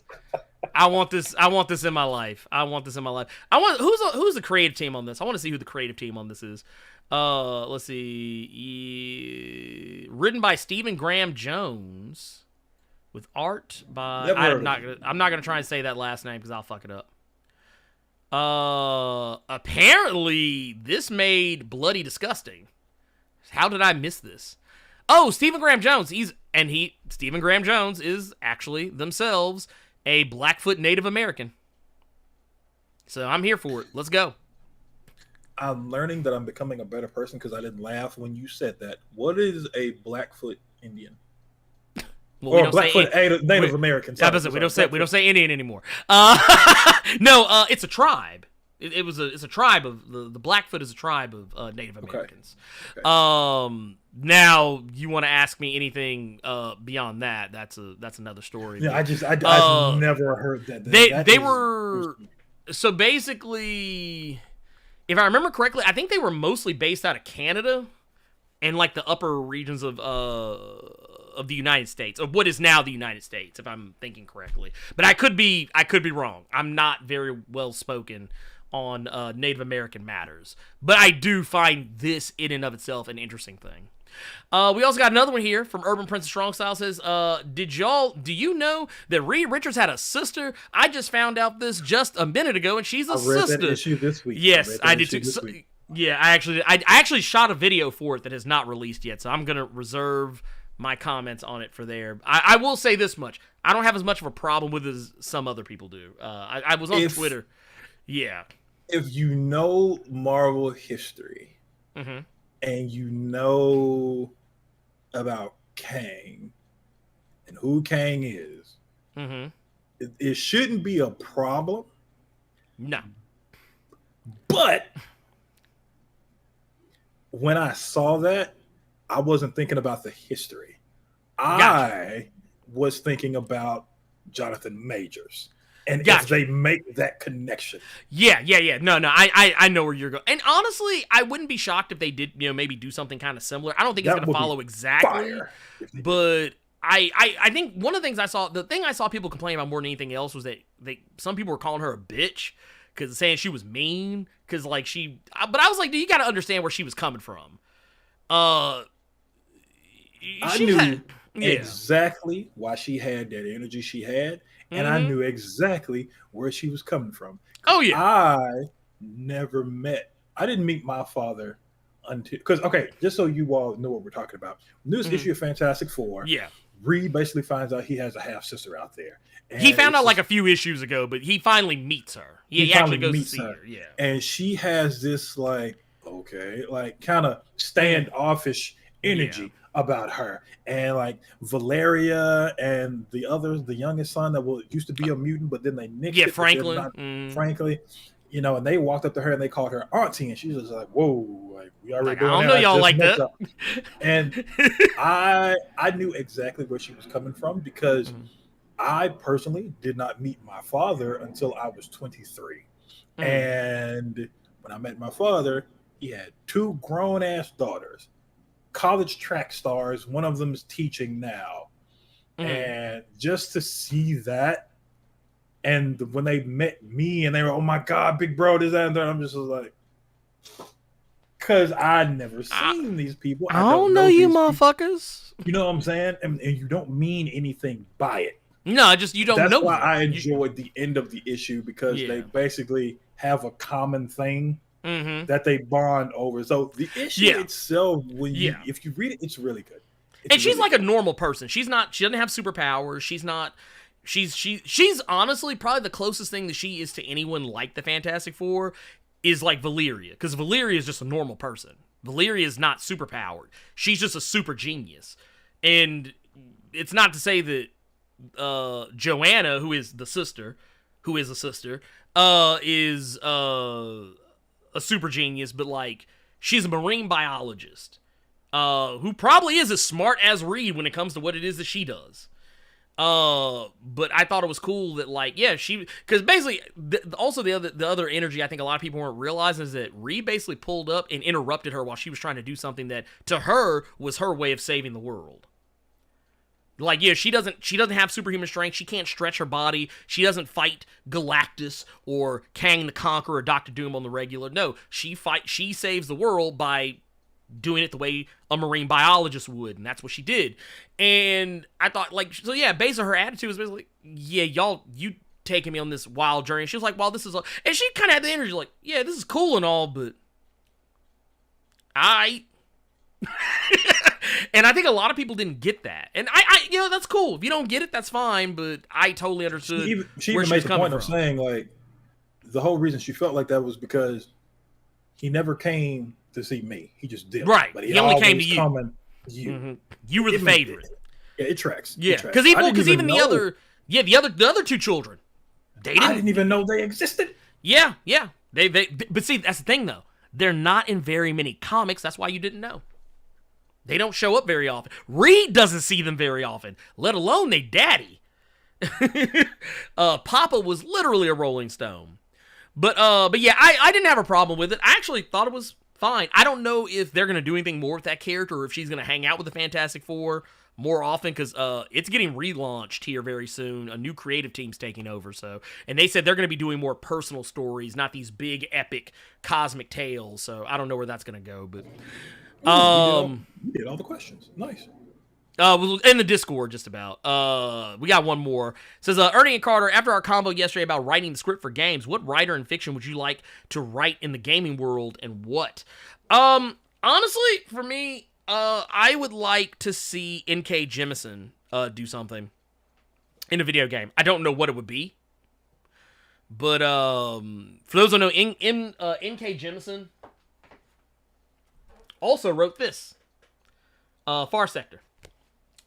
So, I would, I'm not going to try and squeeze that back in there. But no, I'm running out of place to put some of this shit. But no, I would love to see her write something for a video game. Maybe some kind of, Afrofuturism style game or something. Who knows? I don't know what it would be, though. With all the talk of there being a Blade game in the works, a Black Panther game in the works, those are the low-hanging fruit. But I would love it to be like something original. Like just an original IP. Something we've never seen before. Like, honestly, I'm kind of sad that they didn't reach out to N.K. Jemisin for that new game that's coming up, Forspoken. That everybody is blaming Joss Whedon for whatever reason. They're claiming that Joss Whedon wrote the game. It's like, he didn't write it. Like, quirky dialogue wasn't something Joss Whedon invented. I mean, yeah, he popularized it, but, like, people have been doing quirky dialogue before and after Joss Whedon, so people need to calm down. That game has problems well beyond quirky dialogue. That game has a lot of problematic tropes because there are no black people working on a game about a black female protagonist.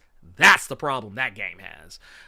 Did you ever read what the original blurb was for it? No, I have not. Basically say, she's from a troubled family, and she's been in and out of juvenile court, and she has anger issues. I was like, okay, so she's a stereo. So basically, y'all went back to the 1970s and 80s when y'all wrote this. But here's the thing, though, and see, I think this is one of those instances where we have to kind of remember that you and I both are still the same people that said that Al Ewing has written black folks. And well, no, but that's not the same thing. That's not what I'm talking about. What I'm saying is Al Ewing doesn't write it in a way that makes me go, this person's never even been in the room with a black person. Mm-hmm.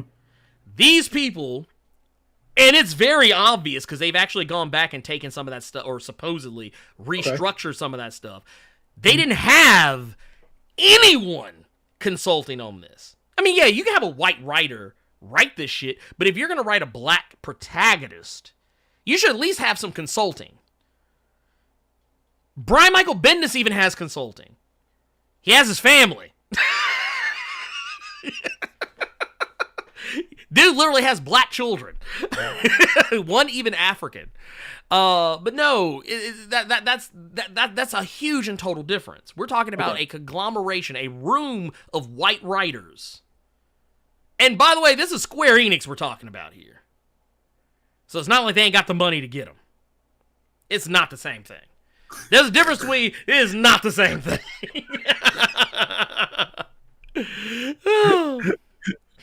Okay. But no, let's get into actual regular questions. We're gonna read a few of them, and then we gotta get out because I don't want to be over 3 hours because we ran a little long on this one. We pushing it. Yeah, I don't want to answer that question because we've answered that question so many times. CT Cook, no, that's. Oh yeah, God, no, we're not answering. All right, I see one from Conway Berkeley. Will Cassandra Nova be a factor in Axe? Also, will APAC show up and put a beat down on Uranus? I don't know if Apocalypse showing up anytime soon. No, I don't think you're gonna see Apocalypse. Well, no, maybe if there was a time for him to show up, it'd be now. But let's see here. I do think that I don't think Cassandra Nova is gonna be a factor in this at all. Marauders has largely been divorced from the AXE event. They got other shit to worry about. They're off in space. Let's see here. What's this right here? This is not really a question. That's not really a question. Let's see.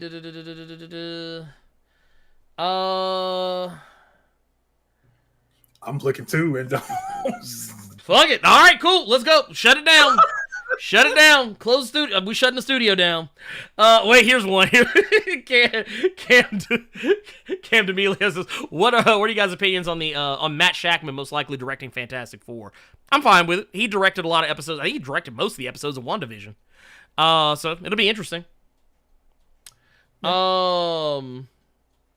Let's see. Repost says G.I. Joe is. Oh, did you have any thoughts on? Do you know who Matt Shakman is?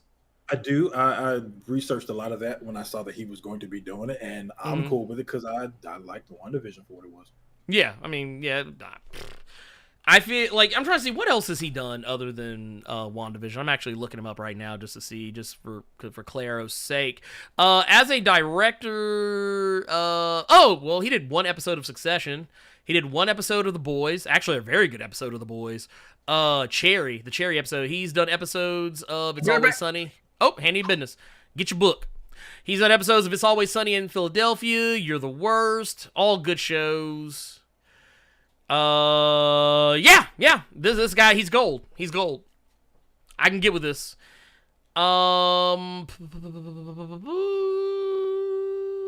Yeah, no, I have no qualms here. What Marvel movie are you guys most excited for? Blade. I want to see a new Blade. Let's see. Why did it? I have no idea. I have no idea why I changed your name that way. I have no idea. That is some new shit to me. I have no idea what changed your name, Conway. Would you guys like to see a Dr. Voodoo ongoing series? I would love to see a Dr. Voodoo ongoing anything.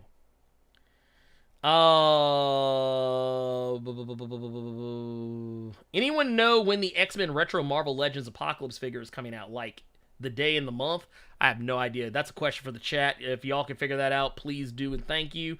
Shaman05 Line says, can you and Carter list some of your favorite non-comic books series from your childhood, like Scholastic books you still have a soft spot and may want to see in live action?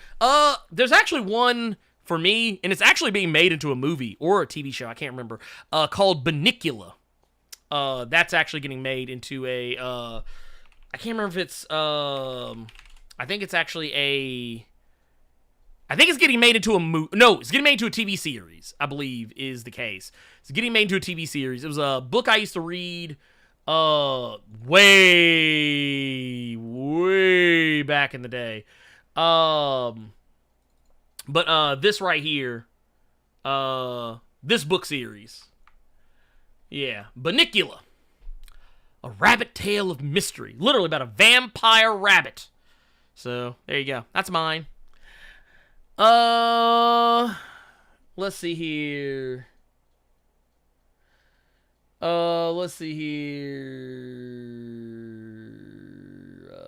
y'all think it has arrived, Ernie? Is right? Yeah, I saw. There he goes. I need to get mine. I need to get mine. I haven't gotten mine yet. We got one from Wazi M says, do y'all think someone's gonna re-retcon Franklin back into a mutant at some point? I don't think they're gonna retcon him back into a mutant. He did just kind of get his powers back, technically. More or less. So I think it was in the previous issue of Fantastic Four. He seems to have gotten his stuff back. And Reed finally apologized for basically depowering him. So that's good news. That's always good news. And then this will be the last one. Have you heard of the new Wasp limited series from Al Ewing? It'll star Janet and her adopted daughter Nadia Van Dyne. It could lead to a possible ongoing for both Ant-Man and the Wasp. Yes, I have heard about it. I was going to bring it up, but I didn't really have much to say about it. I'm not the biggest Wasp person. Though I do like the character of Nadia Van Dyne a lot. I like Janet too. But I really didn't start jiving with the Wasp character until Nadia. I don't know why. I don't know what that has to do with anything, but just is what it is. But yeah, there you go. That's the show, y'all. We answered them. Carter, you got anything you want to say before we head out? I got my Midnighter too. Ooh. Dude, that's the Steve Orlando one, right? Yes, it is. The whole Midnighter series and Midnighter and Apollo. Okay, there you go. I'm about to say, you need to go back and read the old Wildstorm Midnighter. You'll trip out. But that said, yeah, I have no closing statements. We'll be back next week as per the usual. And yeah, stay tuned. Keep it locked. I got more videos coming up. I've been busy trying to be an adult. But we'll be back again. And before this actually hits the 3-hour mark. Bye!